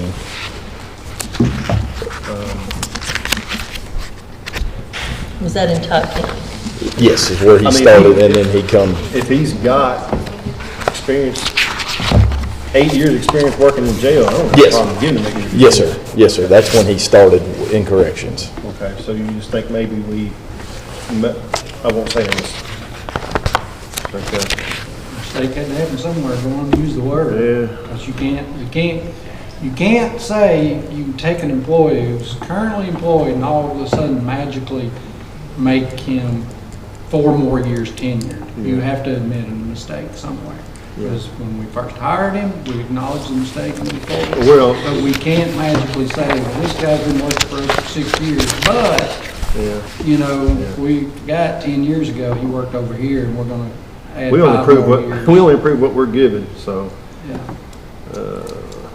That's what got us in trouble last time. We had a big old mess because of people doing that, so. So changing the numbers. Well, you know, if you've been here as a magistrate, it's 1 year, and then 3 years later, you know, say, well, man, you know, I kind of worked in county government in another county, I'd like to have 10 years experience. That should have been acknowledged on the front end when you were first hired, you know, because when we hire somebody and you're tenured, you know, it's not magic, you know, and we just calling a spade, we were doing a lot, other departments were doing a lot of that, and we had a big mess because of that. You know, somebody would come in and, you know, we're gonna move them to, you know, a different position, and we're gonna give them 2 more years experience, and, you know. It's just a way to manipulate the pay scale to give somebody a raise. And we try Is to that what make it this amounted pay to? scale. Well, I don't think that's what Toomey's trying Oh, to do. no, he's talking about in the past. I'm just talking about in the He's past. not, but he dealt with it once What we before. should have done is, back when we hired in 15, is give him the appropriate years of 4 years service. Yes, sir. And it sounds like we missed 4 years of it. Yes, sir. When I go back and look at his resume and when he started, when he initially started, is giving him credit for that time. And I know we can only give so Just much. need to make that acknowledgement in this case. Yes, He's sir. been working for you since 2019. We hired him back, Oh, no, that was Todd County. we hired him back when I took over, but he has since been promoted because he was captain before, but he has went through promotion board and process, and we promoted him back to captain recently. I'm just wanting to give him the credit for the years of experience he has. Yeah, he started which is in the since industry or in the jail. Yes, work since in 2015. Yes, He sir. hasn't stopped since. No, sir. But he was in Todd County for the first 4, Yes. and then here, the last 4. Well, he worked there for I believe 2 years, and then he come, and the rest of his time's been in Logan. But we can give credit for up to 15 years of experience outside the Well, county. I'm just, No, it's a treasure trove. No, it's a treasure trove. I just don't want to start down that road again where we're just magically No, giving no, people, no. No, and credit that for experience. years, because they used to do this, they used to do that. Hey, well, he's doing that, any update on your architectural analysis on the Because you're roof? trying to. He sent me an You should just- email, the judge did attach me to it to do, which I hadn't heard from the gentleman, but to do a thermal imaging scan of the roof. But the architect, I thought might come speak, but I guess next time, next meeting, come and speak and give an update on what he saw.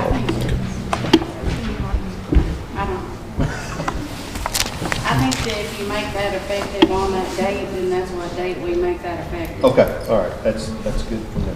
Okay, I make a motion to approve the personal act request for Cody Buchanan, effective March 20th, 2023.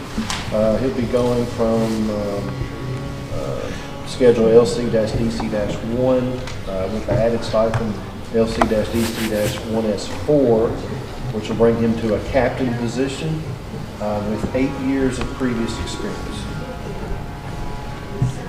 Second.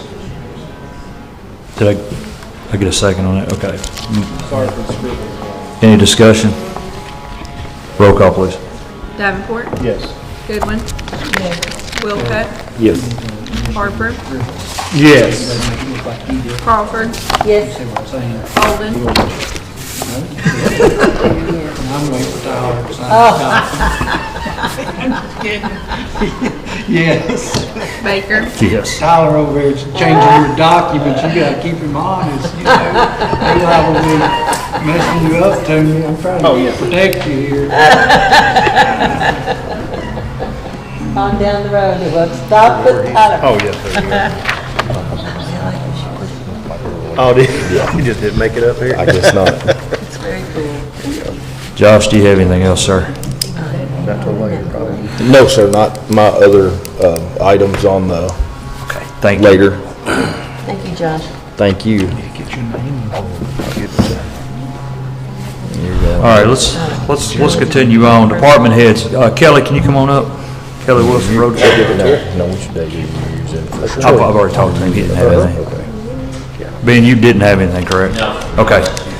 Thank you. No, I don't need a count. I appreciate the offer, though, from the coroner. Thank you. Hey again, Court, I just wanted to see if we could add another seasonal employee to the budget at the road department. At this point, we're only budgeted for one seasonal, and with all this storm that's come about, we're keeping two guys that would possibly be normally on the mowing crew, pretty busy working on cleanup, and Kelly and I have discussed it, and he's got a crew out there, and they're working quite a bit, and another seasonal employee would give us an extra option of having someone on the mower. Yeah, if you just put that in the budget. Well, Next year, right? we're wanting to go ahead and get it on where we can go ahead and get it started before next year. Oh, okay. I mean, if you got the extra in the budget, probably for the personnel, okay, yeah. So do we need to, We need to add that spot. We used to have two. We had two up They until took one out last year, I last believe. year. do we need Now to we make, just is have that one. an amendment to the personnel policy? I would like to go ahead and add that as an amendment to the personnel policy, to add that, go ahead and see if we can find someone now, and then add it to next year's budget also. These seasonal employees, vacation time hits during the summer, and the amount of mowing that we have to do, absolutely, the amount of mowing we have to do, it's nice to have them. He said it used to be two. but- Correct. So are we going back to two? Yeah, we'll be going back to, we have one currently, but we'd like to move it up to two. I make a motion to have a first reading of amendment to our personnel policy We don't actually have to change the personnel policy. We don't? We already have the seasonal employee job description and everything. We're just adding one position to the budget. So it doesn't Correct. actually change our personnel policy. No, we just need to add that second Why would we position. vote on it then? Because it changes the dollar amount, like you're gonna be, we might possibly have to move money around. So it's just the court acknowledging that we are increasing his budget by the cost of this additional employee. That cost me whatever. Salary and benefits. Seasonal, well, I guess, Seasonal will have FICA, but they won't have retirement. Correct. They won't have those types of things. But it will be their salary and FICA, so. Okay, it's so just- I guess I make a motion to approve dispersing the funds for an additional seasonal employee at the road line. No, I second that. They do that? All right. motion is second, roll call. Any discussion? Sorry, got ahead of myself. If not, roll call, please. Davenport, Yes. Goodwin, Yes. Wilcox, Yes. Harper, Yes. Crawford, Yes. Bolden, Yes. Baker. Yes. Thank Thank you, Lord. Kelly. Thank you. Let's see. ECC, Ginger, please. Ginger Lawrence.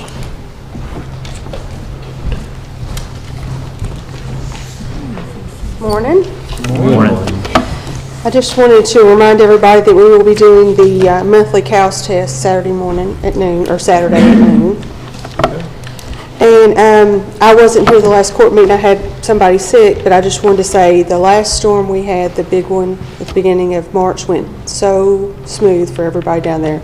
And I was hoping that Terry would still be here, because I wanted to thank, Search and Rescue and all the fire departments, law enforcement, road department, highway department. We all worked so good together. Yep. In fact, EPB even sent us a thank you card for everything we did. So it was nice to be acknowledged. Deal. National Telecommunications Week is coming up April the 9th through the 15th. And I have 2 leaving for the academy on the 9th. They will be graduating May the 12th, so that'll get 2 more in the mix. And then I've got another one scheduled to go to the academy in July and graduate in August. So Wow, How's that leaves. How's that going to do on your number? Well, Eventually. well, we have 2 full-time positions open and 1 part-time. That's After it. that. After that. You know, I've got another girl that's in training now, and she's not got an academy date How yet. many But were you down at one time? A lot, right? 6. So we're getting there. So Good deal. it's really helping a lot. Of course, it still gets kind of crazy when we have people who have to go to training and stuff like that, but it's getting there. I've got There's a light at the end of the tunnel. yes, and it's getting brighter. So we're so grateful to you. Thank you. well, thank you so much. But me and Randa have been working together trying to get things a real smooth working relationship with Humane Society. Me and her have come up with a few things, so we're working on that. But everything else there is doing pretty good. On your test, Mm-hmm. do you have that on the radio and in the newspaper? We need to put it Yes, she's putting it in the newspaper, and then we put it on our Facebook. WRUS puts it on there. Yeah. Because that way people, if they call. And I mean, and they're what's still that going to call and say what's going on, Yeah. because it never fails. You know, we're supposed to get bad weather again Friday, and then we're going to set it off Saturday. So, I mean, if by chance we do have a lot of bad weather and we set it off Friday, we might not be setting it off Saturday because we just set it off to know if it works. But we're going to pray we don't have the weather that they're calling for every Friday. If you have a storm in conjunction, what I'm understanding here, if you have a storm in conjunction with one of your tests, you don't need the test. Right, because we've already done it. That's cool. Okay. But the problem with our, a lot of times when we get the storms, we're in Louisville, in their weather district instead of Paducah. Well, it always comes from Paducah. I mean, you know, it always comes that way. And by the time we get it over here, a lot of times it's already here. You know, Todd County might be under a warning and we haven't gotten anything yet. And then, you know, but we're in that little area. So, and then of course, you know, we all get Nashville as well. So, but it usually comes from the west. That's the way we usually get it. But, all right. Anybody have any questions or anything for me? Thank you so much. All right. Thank y'all. Thank you, Ginger. We'll be taking a break. We'll be taking a break here in a few minutes. Okay. Oh, I'm sorry. No, just stick around for a minute. Are you going to leave? I'm going to go to the bathroom. Oh, well. I got to go. I think you said if we take a break, I was going to Okay. But I didn't know. John Holder, EMS, you had something to discuss, is that correct? Yes, sir. I'm just bringing good news. That's good. I'm so glad We like for that. good news. Just good news. Just good news, yeah. No asphalt involved or anything like that. The truck that we were having remounted, the judge and I were discussing it, and they still hadn't called. We were able to reach out to them and figure out they had some personnel changes. They were waiting on paperwork that they hadn't sent us yet. So we got that squared away, it's signed and sent over, so hopefully that truck will be sent off to start the remount process. And I think the contract was net like 60 or 90 days to have that back, so that'd be great. 60, right. The other good news is the grant money. We have $10,000 of grant money that needs to be spent by the end of June. We had discussed spending that on a stretcher, which we can still do, but in conversations, we also realized that that grant money can also be rolled over one time. So if the court wanted to, we can roll it over with next year's grant money, which would give us $20,000 to spend before the end of June next year. The trick is I have to let them know by the end of May what we're planning on doing with that. So I just wanted to present all that and see what the court's pleasure was in regard to the grant funds. The stretcher cost was what? We can get a recertified stretcher for the grant money, yeah, for right around 10. So, I mean, I guess it just depends on if if you have need now for Certainly. 10,000, you can spend it, but if you don't, then you can roll it over and then you can think of something that you have next year that might be up to 20. I mean, it just depends on your need, really. Sure, certainly, yeah, it's really just a just take your budgetary recommendation, question. Absolutely. Would you rather spend, do you have need now that could use $10,000, or do you want to roll it over and then you have a larger need that would take up to, 20 would be more impactful? Right, so next year is probably when we'll have to pay for that ambulance, and so That's, that's a pretty big budget item. So we could have 20 for that. The stretchers, if we need to make it work, we can make it work. We're operating today with the stretchers we have. We can continue to do that if that's what we need to do. The manufacturer says that we need to get rid of those after 7 years of service. That's the lifetime of that stretcher. Most of ours are over 10. And so the hope was, if you remember when we bid the truck, we bid it with a stretcher, hoping we could, slowly get the stretcher fleet, so to speak, up to date with the truck fleet. But when we got the contracts, one had it and one didn't, and that's the direction we went. So the long and short of it is, it's whatever is the pleasure of the court. We'll make it work either way. So you can put the grant money towards the remount? We can, yeah. I mean, it's the same difference. It's the same difference whether we buy a Essentially, stretcher or it is. what we do. Yeah. Whichever's the greatest need is what I say. Certainly. You said there was a refurbished stretcher. Can we send ours off and have them refurbished and sent back? Perhaps. Is that something that'd be worth looking into? Certainly. I can bring that before the next court too and see But you what would that need looks like. do you have a backup stretcher to rotate in and out as those are being refurbished? We do, as long as nothing breaks.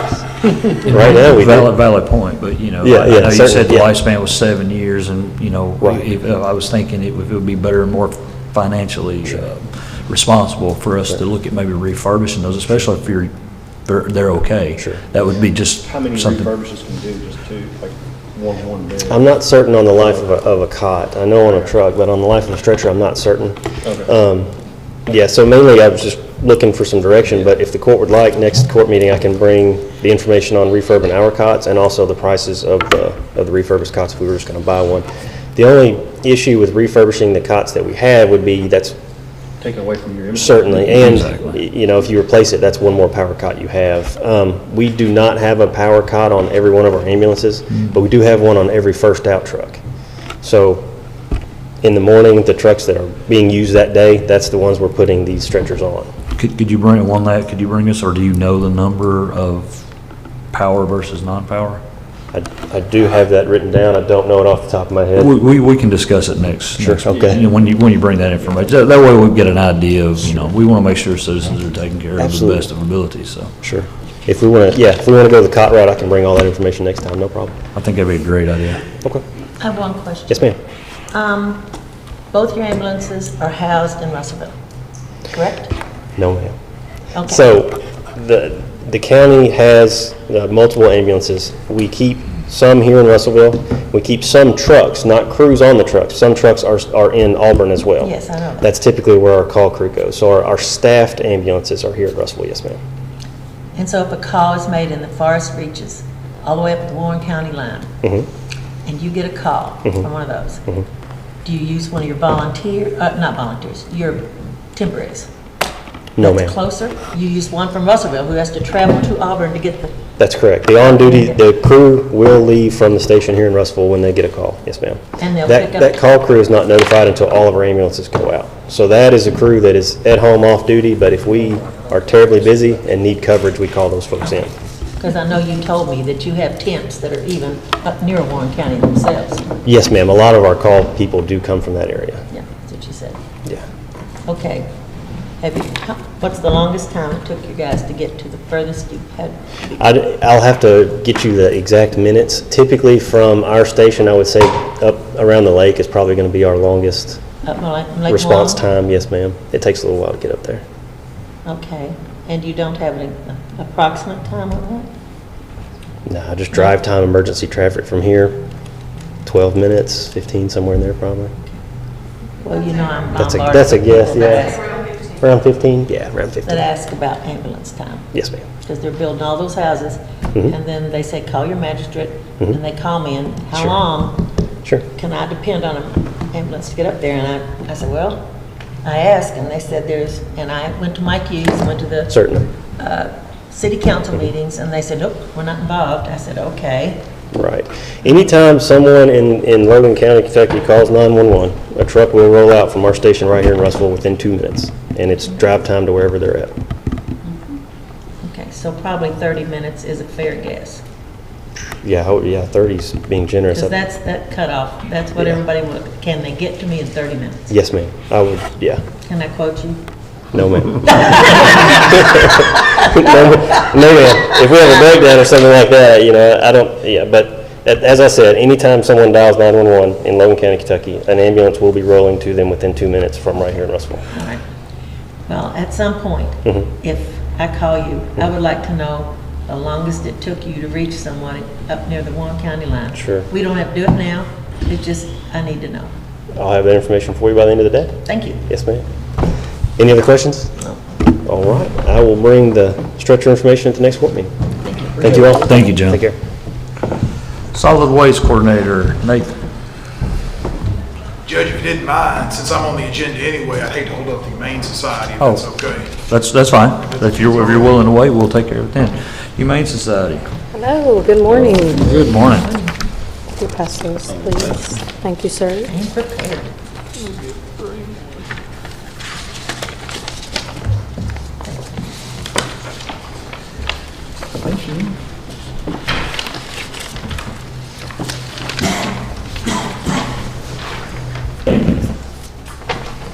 All right, these are our February numbers for the shelter. Our beginning shelter count was 77. That's 67 dogs and 10 cats. Our intake of animals, ACO pickup was 4 dogs, 0 cats. Police pickup, 0. Citizen drop-off, 44, 34 dogs and 10 cats. We had no abandoned for that month. Owner surrenders were 26, 17 dogs, 7 cats. We had 2 returned adoptions. Those were dogs. Our total intakes were 80, 62 dogs, 18 cats. Adoptions or placements, 100% live release rate. Shelter adoptions were 55, 46 dogs and 9 cats. 22 went out to rescue, 10 dogs and 12 cats. 0 euthanasia, and 6 animals, being dogs, were reclaimed. Our ending shelter count was 73 animals, 66 dogs and 7 cats. Good job. Thank you, ma'am. Busy month. Yeah. On the back page, we just have our upcoming events, some information about the storm damage from March the 3rd, requesting a walkthrough for that be scheduled, and then basic building needs, open invitation, of course. We've done some painting, cleaning up, daily improvements. So definitely that open invitation, to the county and to all the cities, and to get you guys out there so you can see what we're doing with the place. As far as the walkthrough, my apologies. Jason and I have been trying to get together. It just has not worked out for us to Okay. get out there. Jason is going, I'm going to hold his feet to the fire, get it done this week, Okay. Jason. Anyway. Actually, I'd like to go too, if you don't mind. 'Cause Well, you can go anytime you want to. You don't have to have me there. Jason, with him being on the board, I just wanted to walk through with him directly. But I'm sure they'll welcome anybody who wants to come out there anytime. Of course. Because I've got some people asking Yeah. about it. We do have board meetings on the 3rd Monday of every month at 5:15 as well. Strongly encourage involvement there. Third Monday? Yes, ma'am. Right here. What time? 5:15. Okay. And then just to follow up on the door locks and the safe, I know that we had a quote done, I think, for new doors. Are we going to wait on the locks to see if we're getting the new doors? Or Let's do the walkthrough and we'll discuss it at that time. Okay, that All right. sounds good. All right? All right. We do commend y'all on the 100% live release rate, though. Absolutely. Good month. Thank you. Since I've been on court, I think we went from 92,000 a year, is that what it was? Or 95? 94. $94,000 per year to now we're giving $120,000 per year for Humane Society. I did see a recent, something that the Humane Society put out on social media about being underfunded. So I was just curious about what are y'all being underfunded on as far as funding goes to the... I think it's more so how we solely rely on donations for like vetting, being able to, fix more animals, to get more animals out, to keep those rates low, the owner surrender rates low. Like for example, dogs are $40 owner surrender. And if that animal's not vetted, by the time we turn around and release it, we've spent $150 to $200, adoption fees $102.82. We're still out $45. somewhat. Mhm. Cats are 25, so as you can imagine, we lose out, a little bit more, even more there, because our adoption fee is $79.50 with tax. So you lose about 50. So that's my goal now, though, is to, of course, go around and reach out. You're trying to get some more adoptions? Yes, Okay. yes. Adoptions and, to go around to these local businesses and things like that and talk with them myself and see if we can get some balls rolling there. Okay. Good job. Sounds Thank good. We you. appreciate your hard work. Of course. Thank you. I'm very passionate. Jason and I will be in touch with you. Absolutely. It is. That's it for me. All right, thank you all. All right, as far as judges' announcements, we do not have any for today, unless anybody has any announcements that they would like to speak on. Don't forget Nathan. Well, I thought you had some stuff on the budget. Or Yeah, if you- you wanna wait, later it's fine, or whatever you wanna do. It's whatever you want to do. We can wait till your other business comes up and do it all at one time, or? I just wanted to give her a chance to go if she needed to go. Oh, well, come on up. Come on up, Nathan. The gentleman with Come on down. gesture. The price is right. My apologies. I thought. Everybody's doing good. Wanted to make just a few event announcements, just so it's out there. As a reminder, April the 3rd, this coming Monday at 5 p.m. at the library, the Logan County Public Library, Tim Pitts and I will be doing a recycling and solid waste presentation. And my understanding is some door prizes, different things going on. We're putting it on the radio just to, hope to have a good attendance, just to talk about those things and educate folks on recycling. So that'll be next week. We're going to have our tire event. We talked about this before, but the tire event Friday, April 28th from 8 a.m. to 10 a.m. at the Logan County Road Department. No tractors. No tractor tires, no ma'am, but we said a maximum of 12 tires, passenger, and of those 12, we say 2 can be semi-tires, is how we word that. That was April what? 28th. Call Robert or What, when a citizen comes to drop off those tires, what are they needing? What information do you need to allow to take those tires? So what we do is we make sure that they're a Logan County resident. We check that out. Yeah, absolutely. That's what I wanted to Appreciate the hear. Thank you. reminder. Yeah, we can't have anybody out of county, so. Correct. We make sure that, whether either a license plate or a driver's license. And that's So, out there at the waste. it'd be this one will be at the road department out there with Kelly. So we'll have inmates helping to do that, but it's a good site for tires out there. And we did work on this as well for an e-scrap day. Some folks have asked about an e-scrap day. We wanted to do that on Friday, May the 12th. Friday, May the 12th, and we said 8 a.m. to 1 p.m. is what we're going to try this time. Can you say it one more? May 12th at what time? Friday, May 12th from 8 a.m. to 1 p.m. And that's at? That'll be at the Logan County Recycling Center. So they're not at the same place. So this is at the Recycling Center right in front of the Humane Society. And everything will be free except TVs. There's that charge for those TVs. It'd be a $10 charge for TVs. Copy machines. That's all free. Yeah, we'll take all that, yeah. Copy machines or not anything with a plug in it. We did have a company that let us do that, but at this point it's more generally what you would consider electronics, like computer-related items or No plugs. CD players. So one e-scrap company we worked with, they take like lamps, they take like really, not really what you'd call electronics. They would just take it though, and sometimes you get people that bring really weird stuff, and so and they would take it. But it's a little bit more limited now because that company. That's funny. Yeah, they will. You'll get it all out there. So. That's really funny, okay. So, with any questions on that? Oh, life is great. All right. One other item I did want to mention today, and I sent it to the magistrates with this, and the job I have is not the most glamorous in the world, but if it goes wrong, it can make a literal and physical stink for all of us. It just can't. Nice play. And so so I wanted to bring up something to us, is what's called citing by the state. And what citing means is the process where we as Logan County determine what waste facilities can be put in this county. And so with the garbage contract coming up soon, there could be a possibility of, if a new company, say, wanted to come in, they're going to need a transfer station here to do that. And so there's always a possibility that something new could open up here in this county. And so with that, our ordinance, I feel like, is a good ordinance that we have on the books, but it's over 20 years old, at least the original ordinance. So I felt like it would be good for the fiscal court to review that ordinance and see if any changes might be good.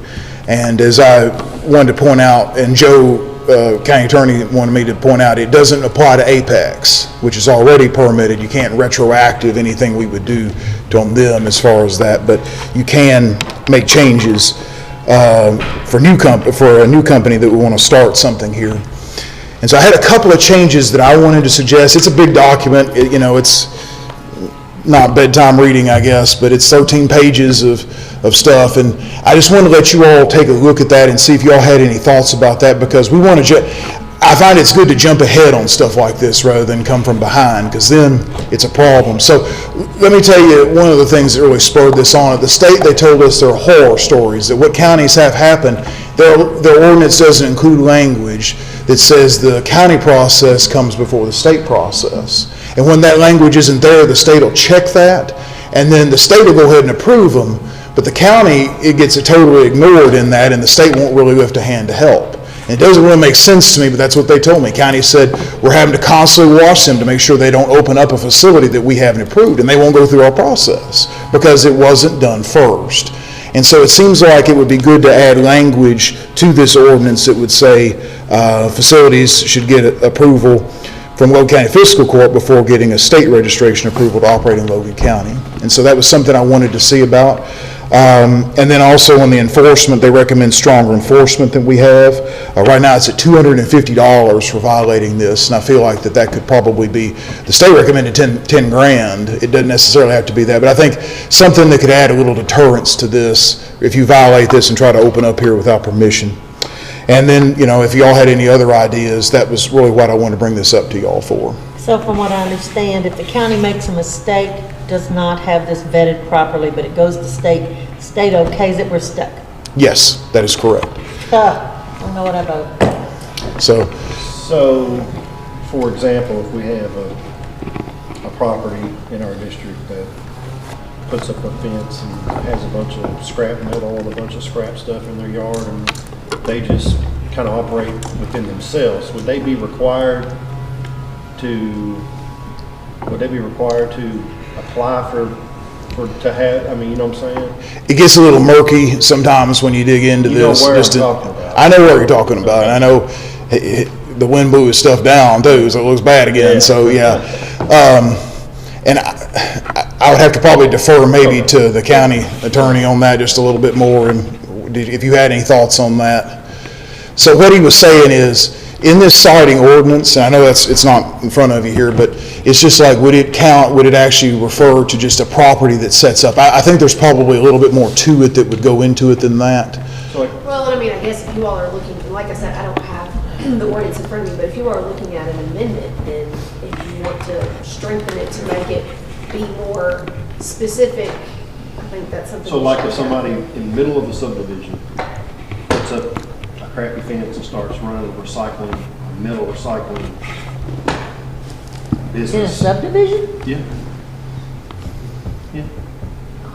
It's right outside, it's not in Russellville, it's outside the city limits. So it's lack of county zoning, that's what this sounds like to me.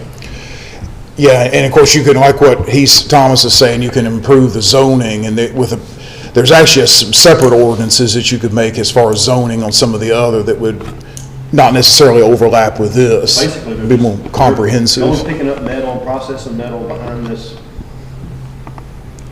fence that was made out of the metal they recycled, and then sorting it and getting it together and taking it and getting money for it, But this processing area in their yard, they have a house on this side, a house on this side, a house across them, and it's right off of the main state road. So, and then and it is affecting their home values around, all the people around all the people around them. And Tyler and I have worked on this for a while. It's just something that there's just not, the way I look at it, there's not something really strong enough to really directly address this concern out in the county. And in general, sites like that you were talking about, like, I could use examples, we don't consider them falling under this ordinance in particular.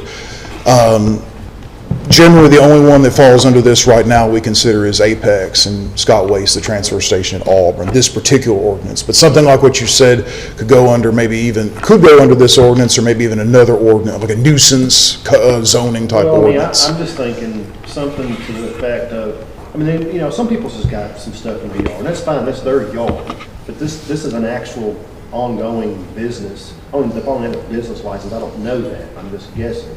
He claims it's not, but yeah, I mean, yeah. He claims it's just his hobby, so, but yeah, I mean, you can, yeah.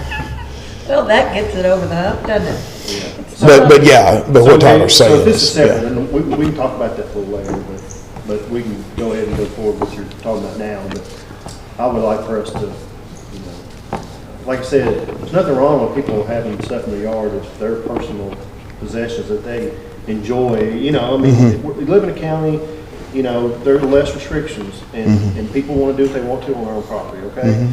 But when you're operating a scrap metal business inside your property, when you're in the middle of a subdivision with neighbors all around you, and calling it a hobby, that's ridiculous. So, and that is affecting people's property value. Is there Fair enough. a problem with zoning for something like that in the county, or is that everybody just does this for zoning the county? That's what I thought. Okay. And we try to be understanding with folks that have stuff in the county and try to work with them on it. But yes, there are some that definitely cross the line. And the gentleman that he's talking about, we've argued several times. He's gotten up in my face, or so it's not something that I'm not saying that for you to feel sorry for me or anything. It's just like we try to work on it. So are you looking for a recommendation on changing that ordinance today? I just wanted to start the process with y'all and then county attorney and Yeah, I think you all should Elizabeth. consider it, and then somebody can make a proposal as far as if they're, sponsoring an amended ordinance. I just don't want like a transfer station to start up in the middle of a town or one of the towns here, and then it's like, we can, well. He don't want another one to pop. Can you draft up the revised changes and present it to us for? I think the county attorney said he might be able to help with that. Right. So, I Joe. guess, are you saying the suggestions that Nathan has made? And then just forward it out to us, then we'll put it on the agenda for. Well, and doesn't that have to do some sort of countywide accepted public announcement type thing? It might eventually at some point. Before it's adopted? It might, well, I don't know about necessarily. If it's an ordinance. It's an ordinance, yeah. No, I'm talking about if you were to open a new transfer station. Yes. People need to know. In that ordinance that's there, it says there needs to be a public meeting for Because it. before, a road that wasn't there was put in the county. People didn't know it was coming because the road was not familiar. And then it got accepted. And then, oh, that's where it is? And that's what happened. And now we've got what we've got. Okay. They tell us with stuff like this, make sure you have your public meetings and give the opportunity for that so that people can address it up front rather than behind, because then People it's. didn't recognize the road name. Yeah, I'd say prepare that with the assistance of Joe and then forward it out to us, and then we'll present it for a first reading. Yeah, it's very helpful though if the magistrates would just take that, document, read it, get your pencil and highlighter out and, talk to people that may have a thought about this topic and make those notes. I find that very helpful because then you're just kind of looking at it at a bunch of different eyes with a bunch of different angles, and, you'll come up with some good ideas that we can make changes to help make this document a little more stronger and protected.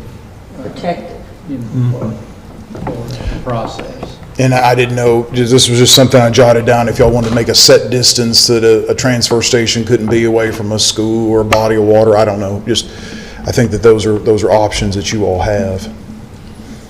Set standards, in other words.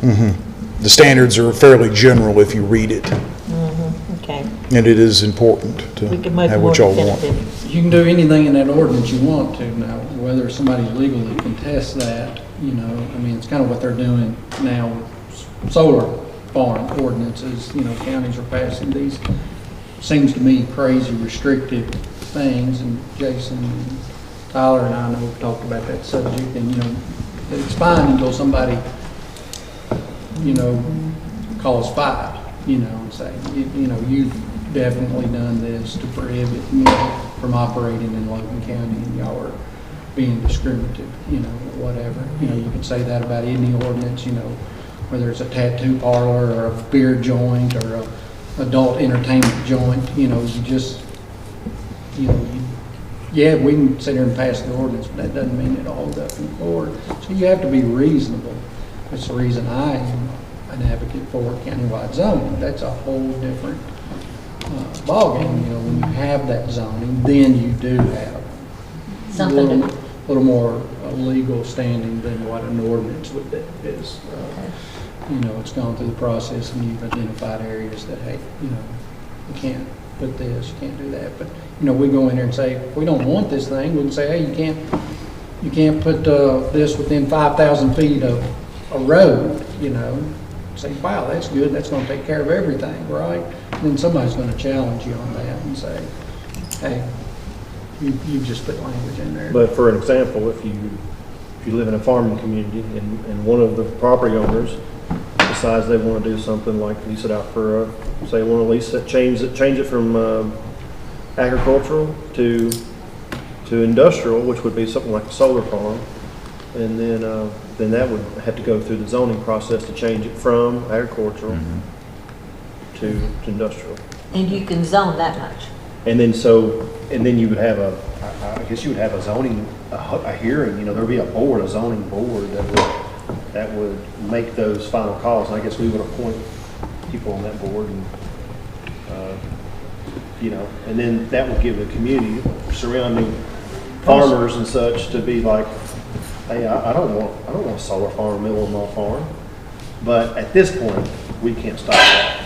Because it's not zoned. I mean, you could change some footage, you know. Different process. You know, there's the process now, if you want to do it, you just do it. Yeah. Okay? At best, we have this ordinance that takes care of whatever this type of business is called. I apologize. What do you call it? Well, transfer station. Yeah, Okay. waste businesses, yeah. Okay. So if you got an ordinance to do that, that's fine. But if they're wanting to, if you had zoning and they're wanting to set up in a place that's zoned agriculture, there's nothing to talk about until you have the zoning request changed, because you can't put in a transfer station in a spot that's deemed residential or agriculture. And then you allow the public input from, you know, your neighbors. Your neighbors like, no, we live in this residential area right next to an agricultural area. We do not want, you know, The transfer station there. you know, whatever the operation is that would be unbecoming of your neighborhood or your So we're your talking about property something values. similar to Auburn.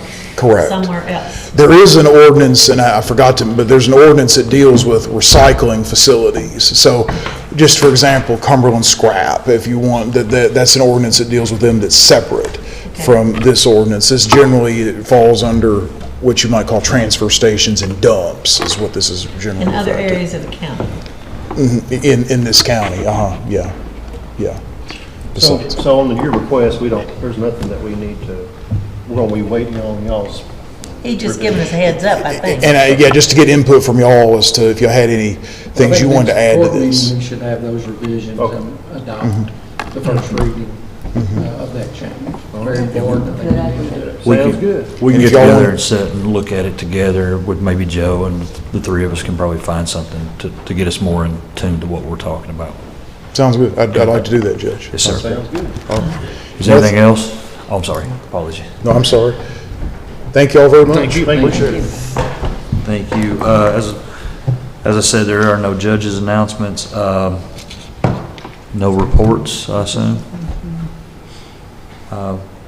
We'll go through citizen participation. Is there any citizens out here that would like to take a few minutes to speak?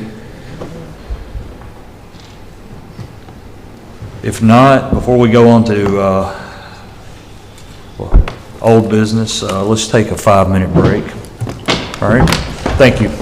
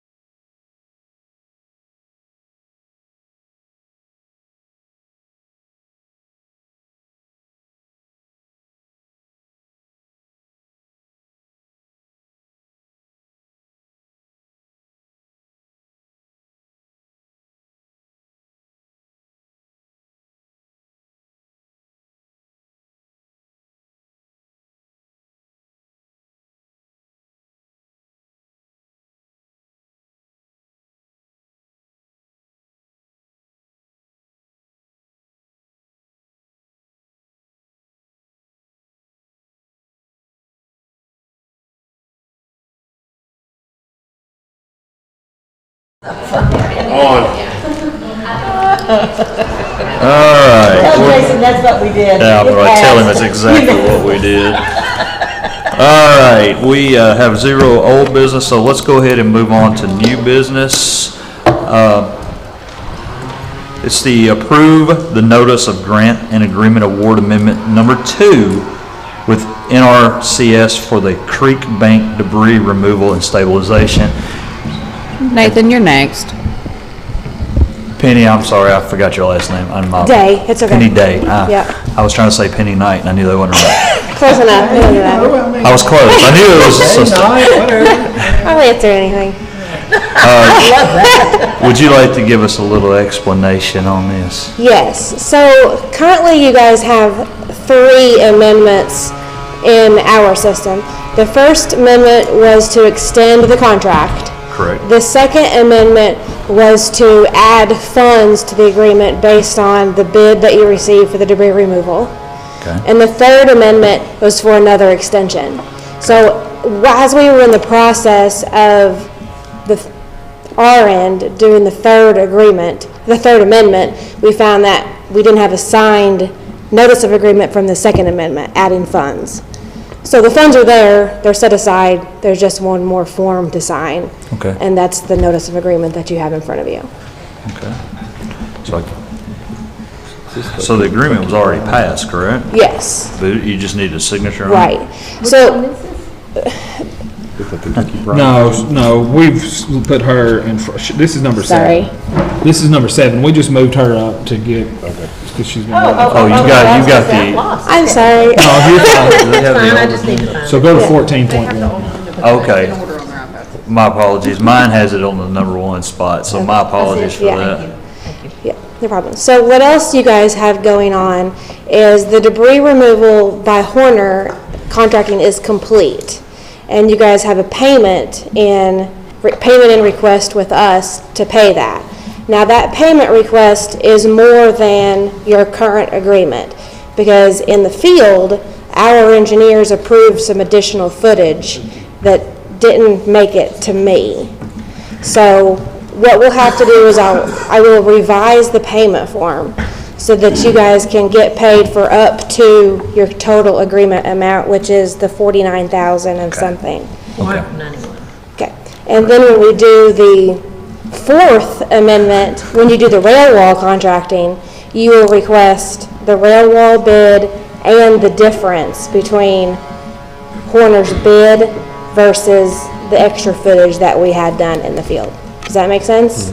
Absolutely. Sorry, it's so So, I mean, convoluted. just as long as you understand and we I get it. So ultimately, it's y'all's money anyway, so y'all can approve something off-site Yes. without it going through us, but Yes. then you come back to Yeah, us. I would like for it to come through to me first. That way you guys know that you're getting that money. But like, you're fine right now. Like, you're good. Because there's a national pot of money for that tornado debris removal that was allocated to Kentucky. And I know how much we have, so we're good right now. But somewhere down the road, we'll get to the bottom of that pot. Okay. So I like to get folks in the habit of asking me first before you just go spend it. So today you need, Today I need the notice of agreement for Amendment 2 signed. So moved. One document, item number 14 still lists program director as Logan Chief. Does it need to continue to say that? I have changed that in the most recent one that I sent We you. have that highlighted to ask you about it Okay. today. There was a box 14, it still has Logan in it. Oh, Regular okay. seal. It's a PDF. You can change that. Sweet. Yeah. Because I have the documents I need from you guys changing the signature authority from Logan to you. he made a motion. So moved. Got a motion to have a second? Second. Got to have a second. Any other discussion? If not, roll call, please. The only question I have is for future notice of agreements, will you always require it to be done in a meeting, or can that be done? I don't know. So repeat that one more time. So the notice of agreements, like these amendments that you're signing, Correct. will that always have to go before the court, or can you just sign that? Like, because the turnaround on that, like, I can make it quicker. But it's up to y'all's policy. Change the dollar amount and it can change the work performed, right? Correct. So we need. Yes, it can change the dollar amount and the We have to time of allow contract. Anytime, yeah. Yeah, has to come. Okay. Sorry. All right, That's and, no question. all right. All right, step over for a second. Any other discussion? If not, roll call, please. Davenport, Yes. Wilco, Yes. Harper, Yes. Crawford, Yes. Bolden, Yes. Baker. Yes. Okay, while we have you up there, I think it's number 7 on your agenda, is approved to advertise for bids for Mott Slick Creek Rail Wall Stabilization Project to be open on April the 11th. So moved. Do I have a second? Joe Creek. Well, I've just got a question. But go ahead. We're gonna do it regardless. That's the Correct. No, I just, well, that was the whole purpose. is Yeah. While we had her up here to answer any Oh. questions you might have. So did this get re-engineered where it's like, It got re-engineered 4 times before we finally got our state office engineers to approve it, okay? So our local engineers, they asked for riprap. They asked for grouted riprap. They asked for everything under the sun easier than a rail wall. And at the state level, which is Lexington, they shot our guys down. So where you are at now is you have an approved design for a rail wall, but having difficulty finding contractors to do that. So we've provided you guys with a list of Correct. contractors to Correct. reach out to. And if you can get bids based on our designs from those contractors, we will proceed. Correct. If you cannot, then I have justification to take back to my engineers again to say, listen, this is too much. Worst case scenario, I could probably make a bid for you to just throw your hands up and say, we're not doing it with you guys, so you won't do it with us, NRCS, and then you guys could do it how you wanted to. If you want to do that. I mean, the problem is we're doing this for the second time, so what's gonna be different this time? I mean, I'm sure the list that we already called those. I mean, I don't know. No, Did you they get those? provided us a separate list of people that we did not provide that are approved to do these projects. And basically, when we get this approval, we'll be sending it to those separate. Right. So the chances are that the people that were there that day that got the notification was not aware that we were doing Right. this the first time. Yeah, and we can do another pre-construction conference the same way we did it with the other one. Okay. To meet with those new contractors. I would suggest us doing it. Yeah. I You're waiting on I contract. wanted to ask, I mean, that's, so you're wanting to open bids 2 weeks from today? Is that the day we have it on there for? That's April the- 11th. That may be seems a little pretty- tight. That seems pretty tight considering our lack of interest that we need to We extend might need that to at least, extend that to the second meeting in April. You probably, Yeah, I mean, I don't- That's up to you guys. Have you guys already talked to those contractors on that list? No, Okay. no, we have not. So we may, Construction if meeting, it's pretty tight too. the We can do date, it. Less than 2 weeks, isn't it? Around 2 weeks. I can make sure our guys are out there who's to got the do that. list? You got the list? But those contractors on that list are not local. no, they are not local, so I don't think. It'll be 2 a lot of weeks. Eastern Kentucky folks. I don't think 2 weeks. guys. What we would need to do then, push it off maybe to bid openings on April 25th. Yeah. I amend my motion to open the bids on April 25th. Second. Okay, I have a motion and a second. Any other discussion? If not, roll call, please. Davenport, Yes. Goodwin, oh, sorry, she's not here. Wilco, Yes. Harper, Yes. Crawford, Yes. Bolden, Yes. Baker. Yes. Penny, thank you for your time. You're welcome. And we can coordinate for a pre-construction conference after we Okay, hear hang back on, from hang some on. of those folks. On the bill from Warner, so Yes. whenever we pay it, our difference, we have, what, $3,000 difference from the quoted. So when I pay it, that might cause a question because it's more. Do we have something with Warner that shows what that difference is? You have the bid, the initial bid from Horner. You will have our designs and specs that will show that additional footage that we have requested. And then you'll have the invoice from Horner for the amount that's above his original bid. They need to approve a change will that be order, okay? like for an adjusting change order for the extra quantities. We have approved it, so we are fine with that. I will give you a warning that it's taken about 30 days to get a payment from us. So why couldn't we do it in 2 invoices, pay him the original, and then he submit the second invoice, and when we get the money on the second? You can. I mean, that Yeah, seems like. because your contract is with him, Right. so it's whatever you work out with him. Sounds like we just need to reach out to them and That's- get this straightened out. Yeah. And he talked to me yesterday, actually, and I kind of made him aware of a little bit of what was happening, so he shouldn't be blind to that when you speak to We him. need to acknowledge the change order increase. We don't even know the amount.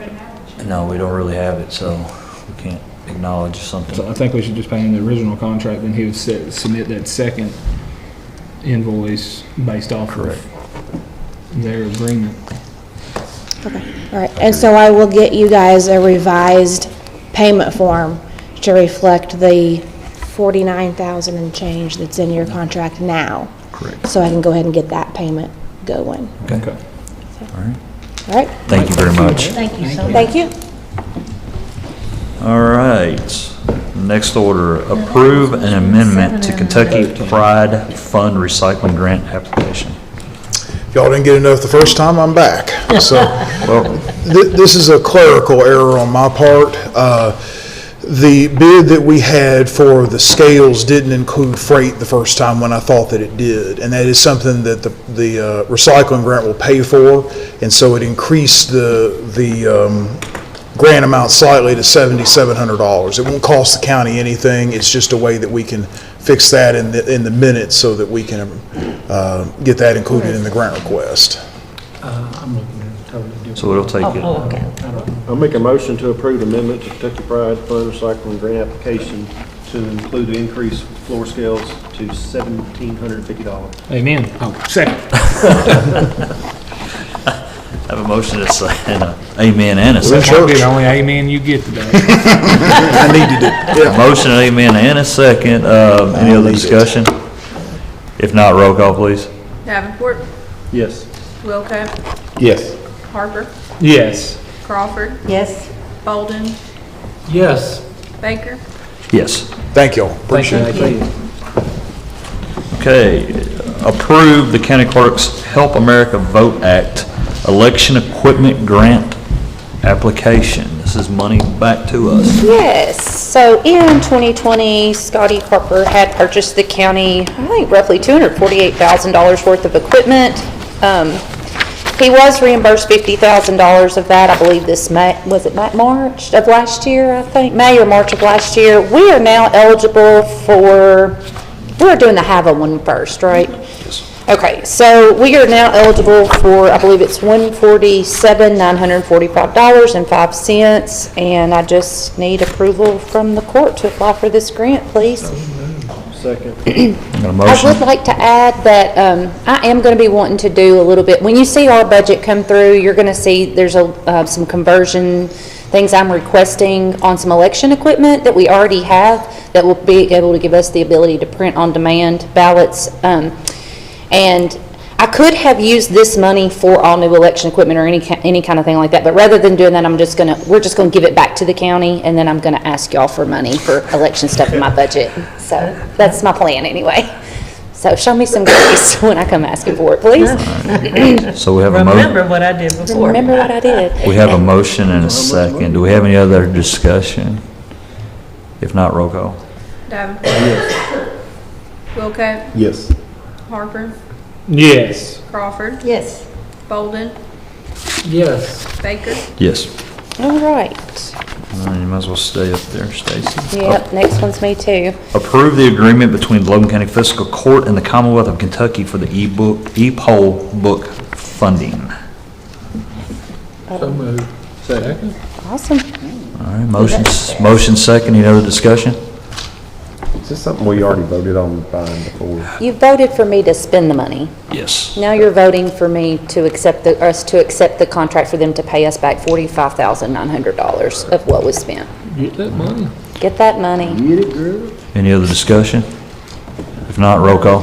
Davenport, Yes. Wilco, Yes. Harper, Yes. Crawford, Yes. Bolden, Yes. Baker. Yes. Thank you, court.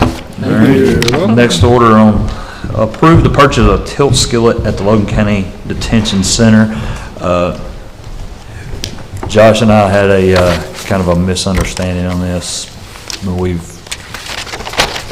already taken it into consideration, and ordered it, but he has the paperwork up there that shows it was the lowest and the most feasible.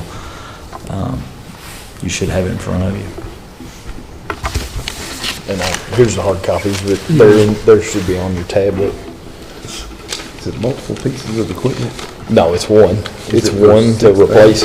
That one's 6, and then the other.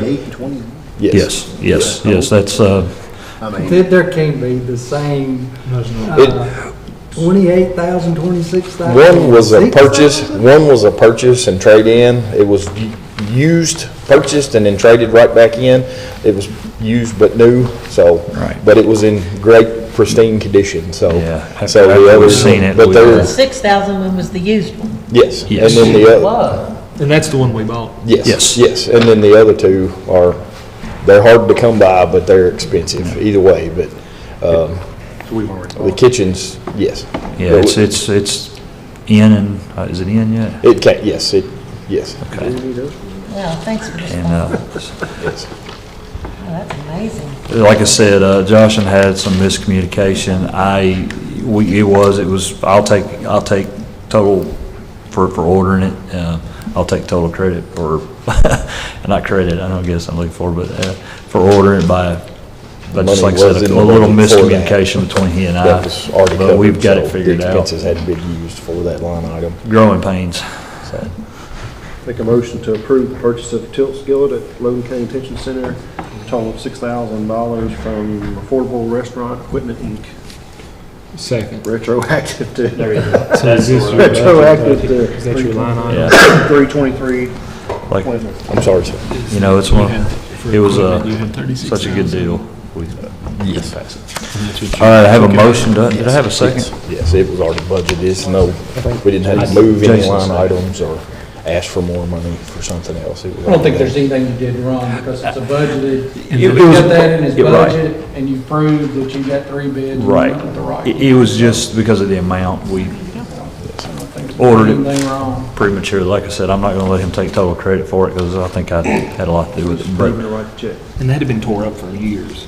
Yes, That's fine. at least Let's 3 take it right years, out of and that particular one, you can't get parts. We had Max Restaurant Kitchen Repair out of Franklin come look at it, and you just could not get parts for it. It was unfixable, and it's just taking up space, and then, of course, that would take longer for the kitchen staff to prepare, not being able to use a piece of equipment that's there because it's broke, and then tying up all the burners on one stove, so. Do we need to surplus the old one, or did it get traded in, or? No, it's still there, but at some point, yes. That's the plan, to get it moved. Well, it's moved, but to We are actually not in the working kitchen, on- but it's on site, but yes, get it moved elsewhere. we were actually working on a surplus list. Go So, to surplus and. Yes, sir. get that Inventory, whatever. like I said, I mean, I guess it's just recycled material. isn't it? Yes, sir. Yes, sir. we're working on putting a surplus list together across the county to get rid of some of this stuff that's just sitting around that we have no use for. Yeah. There's no other discussion. Can we get a roll call, please? Tyler, he should know him. Davenport? Tyler should know him well. Yes. Oh, your residential. Your residential recycling, Harper? does he pick They're up? waiting on. Yes. Crawford? Yes. Bolden? Yes. Baker? Yes. Next item is approved to advertise for Thank bid you. service Thank you. at the Logan County Detention Center for fiscal year 23-24 to be open April 25th of 2023. So move. Second. A motion second. Any other discussion? If not, roll call, please. Davenport? Yes. Wilcott? Yes. Harper? Yes. Crawford? Yes. Bolden? Yes. Baker? Yes. Let's see, next one, approved to advertise for emergency medical service for fiscal year 23-24 to be open April 25th of 2023. So move. Is that for the Ambulance or like what we have now. so- Ambulance. Oh, okay. So move. Doing every year. Second. We have a motion and a second. Any other discussion? If not, roll call, please. Davenport? Yes. Wilcott? Yes. Harper? Yes. Crawford? Yes. Bolden? Yes. Baker? Yes. Next item, discuss having a seasonal employee at the Logan County Judge Executive's office. What this is boiled down to is we have someone that's going to be taking some time off, no names mentioned, and we need someone here to fill in while she's off. Have you got someone that is Yes. real competent to Yes, step in ma'am. there? Yes, ma'am. Because, man, it's a Did you say big- competent or confident? Competent. Both. Well, she'd have to be, or he'd have to be, so that role. So seasonal, Until. It's seasonal until, basically, it's going to be an intern, college intern, through from May till August. make it part-time. Well, the reason we did seasonal is because if you go part-time, if I'm correct, we have to pay benefits. Kentucky retirement thing, so if Yes. we do a Seasonal it is. part-time, I think you told me that. And if we go seasonal, then she can work a full day versus just part-time hours. Ah. And as Makes far sense. as- part-time employee, you have to keep them below like 100 hours per month, but on a seasonal employee, they can work unlimited number of hours as long as there's a break in service of at least 3 months. And in this instance, we know So that. it makes it more lucrative for your employees. And we need a good employee there.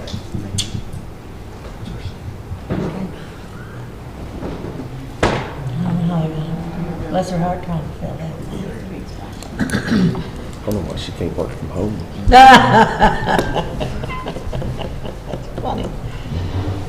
I don't believe she heard you. No, I don't think she No, I don't think she did. She'd be laughing. did. Maybe why can't you just work from home? Well, I don't really think this employee's gonna be doing like up here in court. I think Hannah's gonna do that. So, but I did You ask. could do it if you. I did ask about that. You gotta get compensated. I did get. Let me just zoom in. It's fine. We'll just set for the position and then we'll actually set pay rate. When we We'll attach it to, attach we'll it. look into that, and they're not starting until May, so we'll look into that and figure out what salary schedule to put them on for a seasonal hourly rate, but I guess today you just want, Just Well, approval. okay. Approval to let her know Yeah. that we make sure that we secure her during that time. The funding for her is what we're after. Yes. okay. I'll make a motion to approve, having a seasonal employee at the Logan County Judge Executive's office, I made it honest. and, well, pay rate to be determined. And we'll determine it next. We'll figure it out before. But you got it in your budget, so. Yes. We're not That's worried the about big that. thing is We we've got won't to, exceed the budget. That's we just need to make sure we secure someone while Yeah. our I employees second off. that.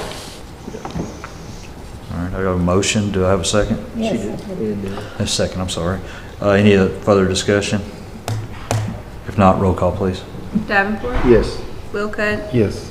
Harper, Yes. Crawford, Yes. Bolden, Yes. Baker. Yes. Acknowledge the receipt of Logan County Detention Center's 2023-24 fiscal year budget. You do the hostess meter quotes? Did I miss that?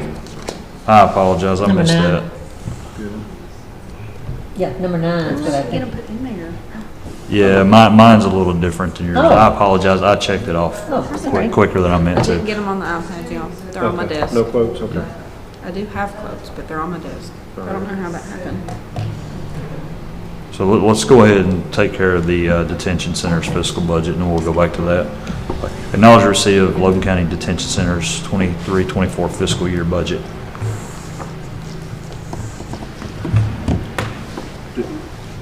As far as the budget goes compared for next year, so I know you have to do this because it has to be on file for the DLG, I guess, right, that right? The DLG. So is there anything that you want to point out that you, like big changes or anything, or is it pretty close to the same? Or other than, I know personnel is going to be more It was building maintenance. building maintenance? Yes, Okay. it just- Yeah, I noticed that building maintenance was quite a bit more, but it's needed. Yes, sir. Also, that's good, it's just month by month. I took it $500,000 different. What's that? The building maintenance, not just the building maintenance, it was only like a couple $100,000. Must have looked at it wrong. You talking about 5101? You talking about total? 586? That's amazing. I just can't remember, I just didn't put on my books. Mm-hmm. It just goes from 100 to 225. Mm-hmm. That's 100. I apologize. Looking for wrong one. 100. Yeah, I think that top number includes like personnel, everything. Because, I mean, personnel committee has went up the pay rates for, That includes that. that includes that. Benefits. And then I'm gonna send those out to everybody, probably within the next week. I'll send it out to all department heads and all the elected officials to review. We had to give them something to go by as far as what the committee went over and agreed to. We do it every year, and we hope we do it every year. Still does pin towards approval. Hey, just for clarity, is the total of the budget at the top of page 2? Well, it's at the top, very top. Top page 1, $4,491,000. Total available to be So it's on page appropriated. 2 there, right? That's what you're talking about. That's the total of his budget for just under $4.5 million? Yes. Yeah. Okay. Yeah, I guess I was sort of like it was out of order or something. I was just trying to, versus, Yeah, that same number's at the bottom of page 1. That's where I was confused. Total amount to be appropriated and. so the overall budget's about $500,000 higher. Right. 528,000 higher.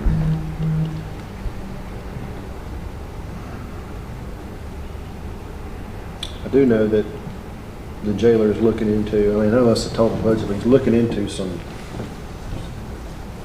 maybe some possibilities of his commissary money taking care of some personnel a little bit in Yes, sir. areas that it can, so. Yes, sir. So we might get, plus the $123,000 when we got back to.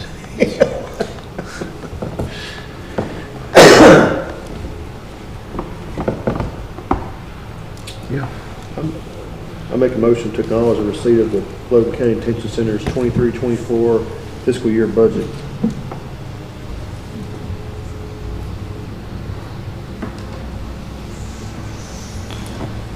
Second. All right, we have a motion and a second for the first reading. So I'd like to identify where the $500,000 increases are.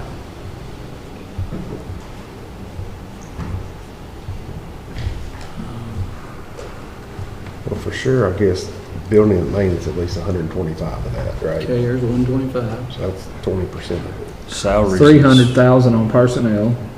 Okay, why is personnel going up 300,000?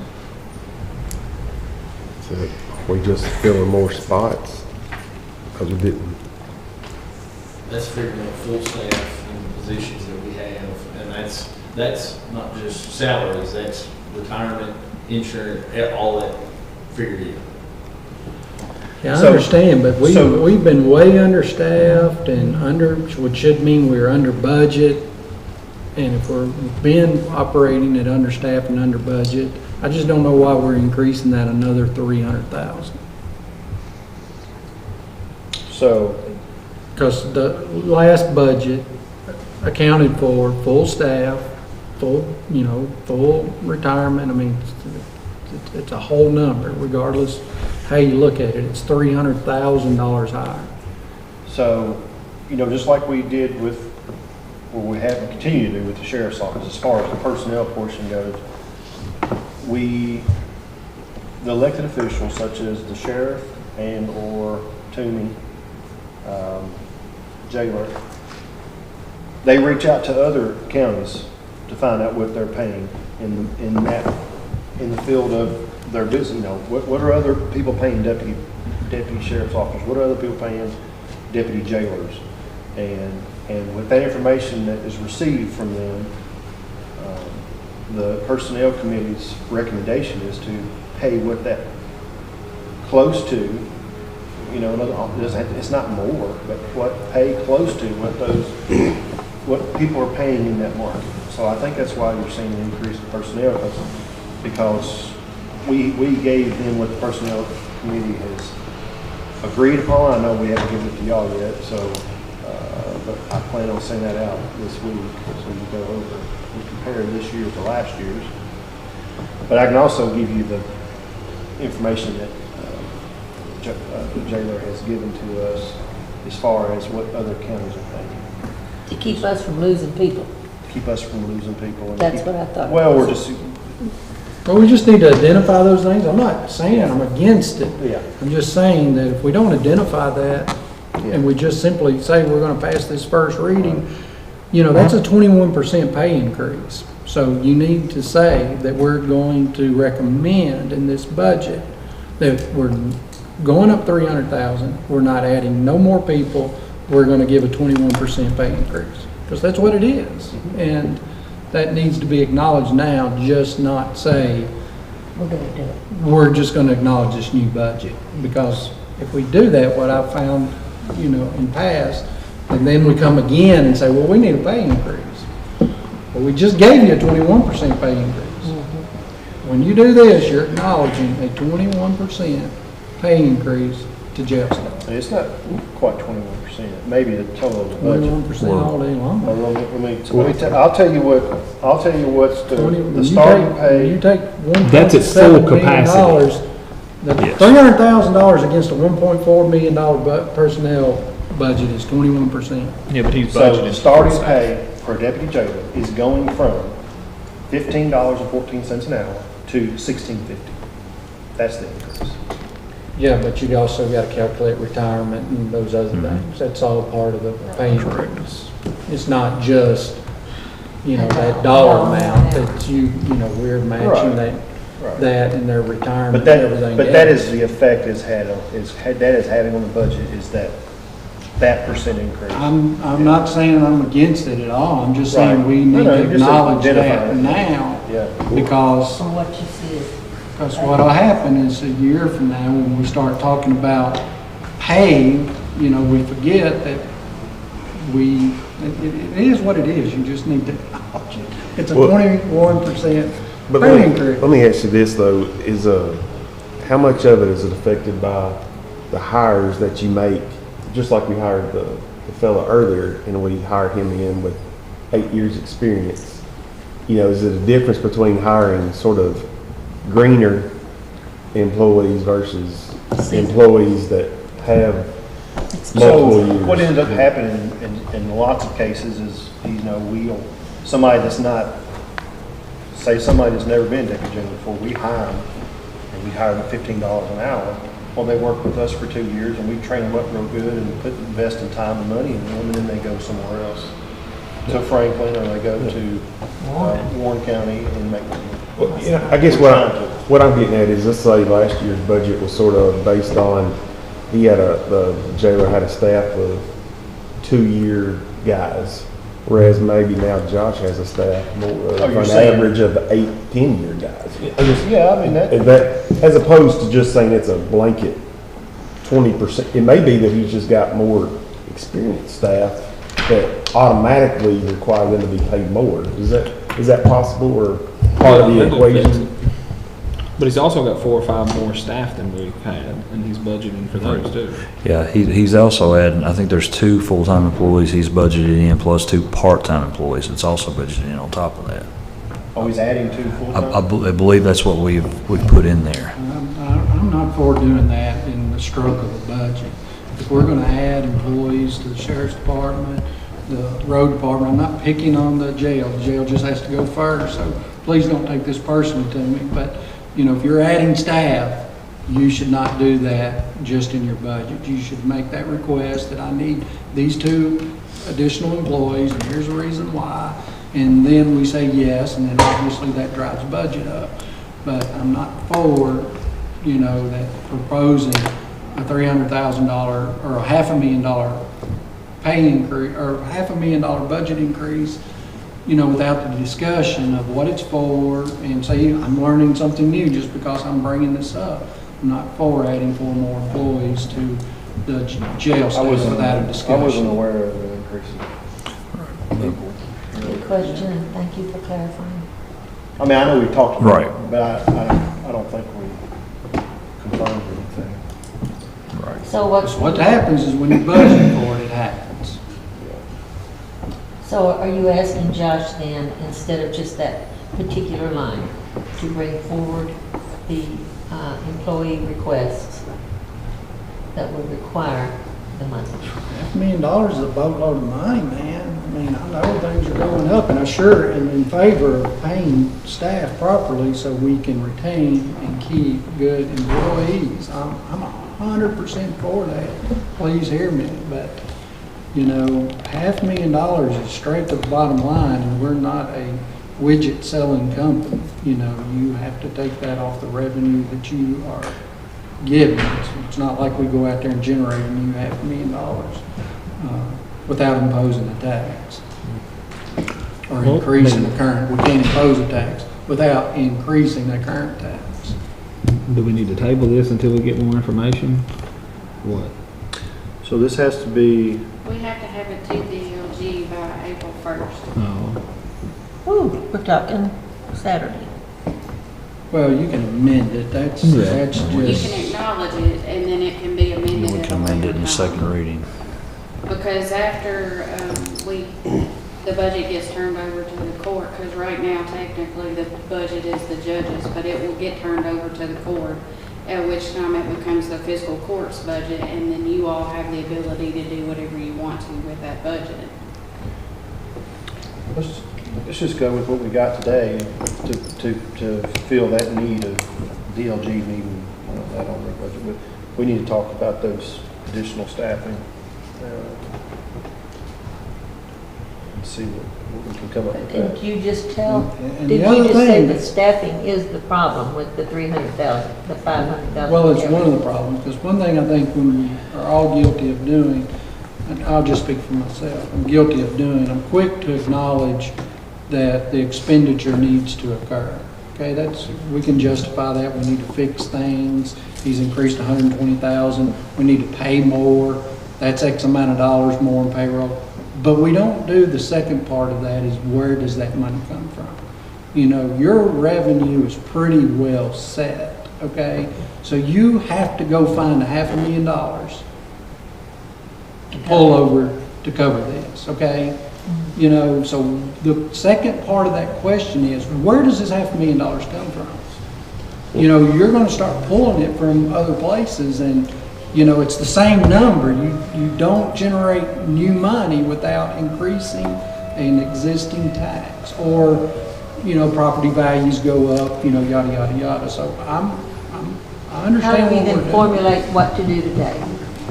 You're just acknowledging his budget. Like Amanda said, it's the judge's, it's his responsibility to present it to the judge. By this date, it's the judge's budget, it is his. You're just gonna acknowledge this if you so choose, and then the judge has to turn it over to us, and then you can start hacking it up. Then We you guys acknowledge can a go through. receipt today. Pretty much is all you're That's all you're doing. doing, right. But just for clarity and understanding, if I'm reading the first page correctly, the county subsidizes the jail with this proposed budget $3 million. Is that correct? I just want to make sure I understood that. So I guess, Josh, one question, I guess, for future, just for understanding is, what is the value of the requested additional employees? If it's two, if it's. That kind of goes back to your question earlier, to have the staff to, as we grow our numbers, the state inmates and the money we're bringing in for the county, we'll be bringing in more than $1 million a year once we get those numbers up, but we have to have the staff to watch them too. Does this budget take into account now, well, I think y'all said in an earlier meeting that last year's budget included occupancy of those 2 state blocks that never were occupied, is that? Right. Am I saying that right? Yes. Yeah. So I guess in essence, that number's not gonna be higher for this budget because it's just a repeat of last year's expected revenue on the state side. Expected revenue was $1 million and actual was Really? 600,000. Yeah, but that number is still gonna be $1 million because, Well, on the revenue, I don't want to overestimate. I want to be, conservative on that number, to where Yeah. I don't want to overestimate and say, and come up short. But but I think it would be nice to know, like, you would like to hire more people, more full-time or part-time than what was previously budgeted. So just what's the value of that request? Separately from just what it has been. Does that sort of go along? I mean, $150,000, just ballpark number, if you're talking about 2 employees and two full-time and 2 part-time. Okay. I would expect that to be about 150. I can tell you with our current employees, about estimated what it would cost for their increases with the new pay is $102,000. With the current With employees at adding the jail. 30%, which should close to cover FICA and insurance. Get you pretty close to 150. If you had 150 for the 4 new, for two full permanent, and 2 part-time, I mean- and then 102 for his pay increase request. So about 50% of the Plus the extra. vacancies that you might have. 270, 280, and Yeah. Tyler ain't got FICA and all that stuff figured right, because he ain't that. 38%. He ain't that quick. 38%. I just mess with you. So 102 of it's pay increase for current. Yeah. I support that, 100% support that. What I'm not supporting is the additional staff. At least not yet. And I'm not supporting until we have a discussion where his $500,000 is supposed to come from. So, but like I said, we're acknowledging a budget, we're not approving a budget. Correct. I just know what happens when you acknowledge it, very little, if anything, changes after this point. Okay, that makes sense. All right, I made the motion already, so. I A seconded it motion, already. we had a second. Any further discussion on this? If not, roll call, please. Davenport? Yes. Goodwin? Oh, sorry, I keep doing that. Wilcott? Yes. Harper? Yes. Crawford? Yes. Bolden? No, Baker? Yes. She was here in the first half. I've got those. Okay. Discuss postage meter quotes for Logan County Judge Executive's Office. Olivia has them right here. I scanned them in, but obviously I never put them on the iPad. postage meter quotes. Give us the names and the. If you see anything on that, enlighten me. Numbers you need? I don't see nothing on that. Let's see this one. Oh, well, on the second page. There's some- Oh, yeah. Tell me what they are. What company is I that? told you. Pitney Bowes is what Ann's got. Pitney Bowes. They're the most one up here, They're there, it's on the mid-page. It's a monthly, Yeah. Monthly and then standard. I got you.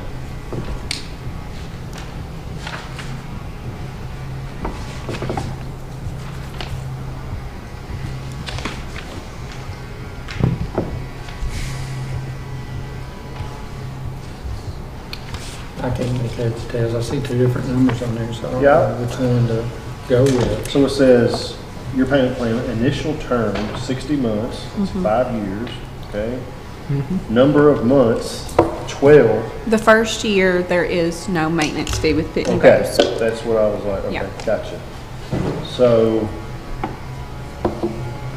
it looks like a 5-year agreement and will be billed quarterly, the first 12 months. First 12 months is $129.29, okay? That's the other 48. Okay, so and then after that, 48 months, no, then the next 48 months, sorry, is $161.99. And that's including that maintenance fee. That includes maintenance. So you don't have to pay it the first 12 months. Is that per year, per month, I mean? And there's no initial, It's mine. okay.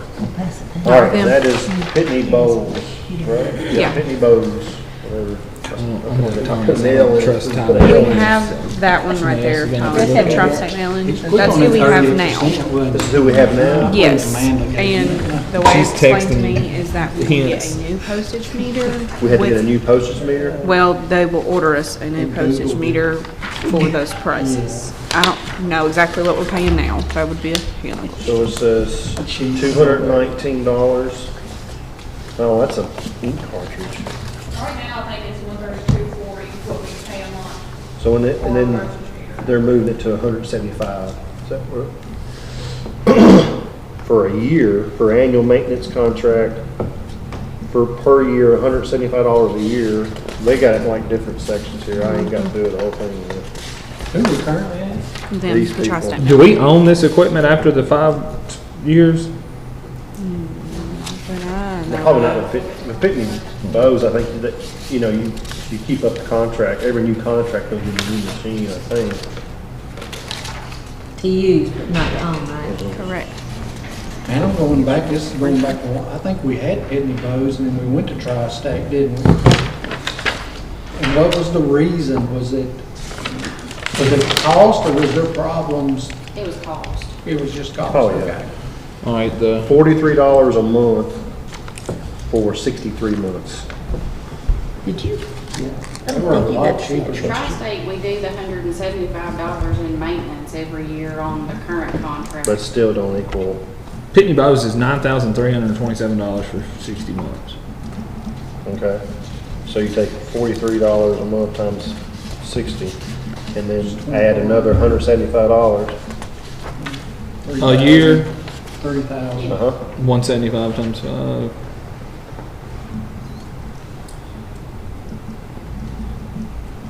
Yeah, it's 34.55. 34.55, and then we have to buy. How often do we change out these ink cartridges? Not very often. You know, it lasts forever, don't they? I mean, I So just- haven't done it in the past year. Yeah. They just print the postage in the corner, right? I mean, that's all they're doing. The so. sponge is the only big, Yeah, we just. Okay. but Make that motion. What is the name of this company? It says FP. Tri-state mailing. Tri-state mailing system, is that what it is?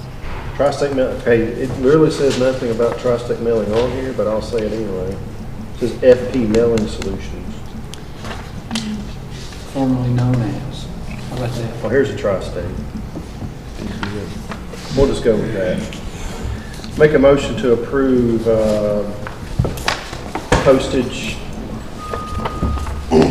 meter cost or lease with Tri-State Mailing System Inc. and/or FP Mailing Solutions. By both names, I guess. he wants to hear it again. Second. Does anybody want to see the? No, We have a motion and a second. Any other discussion on what to name this company? If not, roll call, please. Davenport, Yes. Wilcott, Yes. Harper, Yes. Crawford. yes. Bolden, Yes. Baker. Yes. Next, approve the annual standing order to pre-approve certain recurring expenses. Basically, this is to make sure that power, water, any type of bills like that are paid without having, that we can go ahead and pay those versus bringing them to court. I think we do this every year, don't we, Hannah? We do this every year, or have been. It's part of our budget process that DLG sends to us where we can have payroll and things of that nature. We don't have to bring those through to court for approval before we pay them out. Just an informality. I make a motion to approve the annual standing order to pre-approve certain recurring expenses. I second that. Motion second. Do I have any other discussion? Not roll call? Davenport, Yes. Wilcott, Yes. Harper, Yes. Crawford, Yes. Bolden, Yes. Baker. Yes. Next, approve the transfer of one Dell Optiplex 7010 DT base computer with keyboard and mouse, inventory number 02361, from the Logan County Judge's Office to the Logan County Road Barn. This was a computer for Kelly So moved. Second. Motion second. Any other discussion? If not, roll call. Davenport, Yes. Wilco, Yes. Harper, Yes. Crawford. Yes. Bolden, Yes. Baker. Yes. At this point, we need to go into executive session, KRS 61810 1F. Dealing with. Oh, I'm sorry, my apologies. Dealing with possibly personnel. So moved. Second. Okay, motion second. This time, I appreciate everyone coming out today. We'll go back into motion, or back into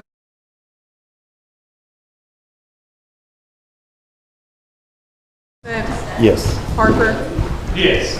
Crawford, Yes. Bolden, Yes. Baker. yes.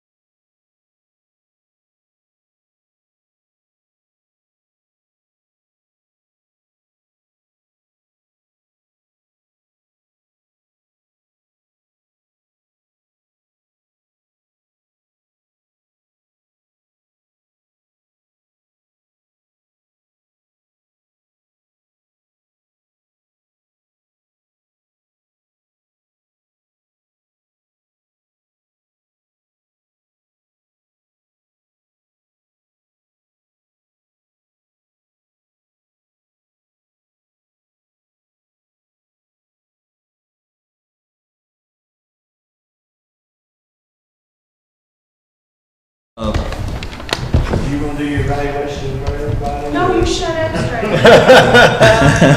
You're so mean. Are you ready? Oh, are we? All right, we come out of closed session.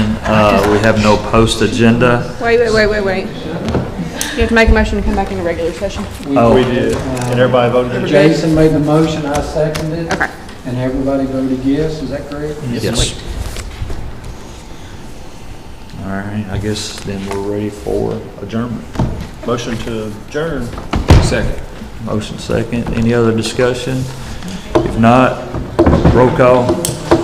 Davenport. Yes. Wilcott. Did you take my Reese's? Harper. I did. Yes. Crawford. I don't know where it came from. Are you ready to go? Yes. Bolden. Yes. Baker. I was trying to give them and share them. I don't know where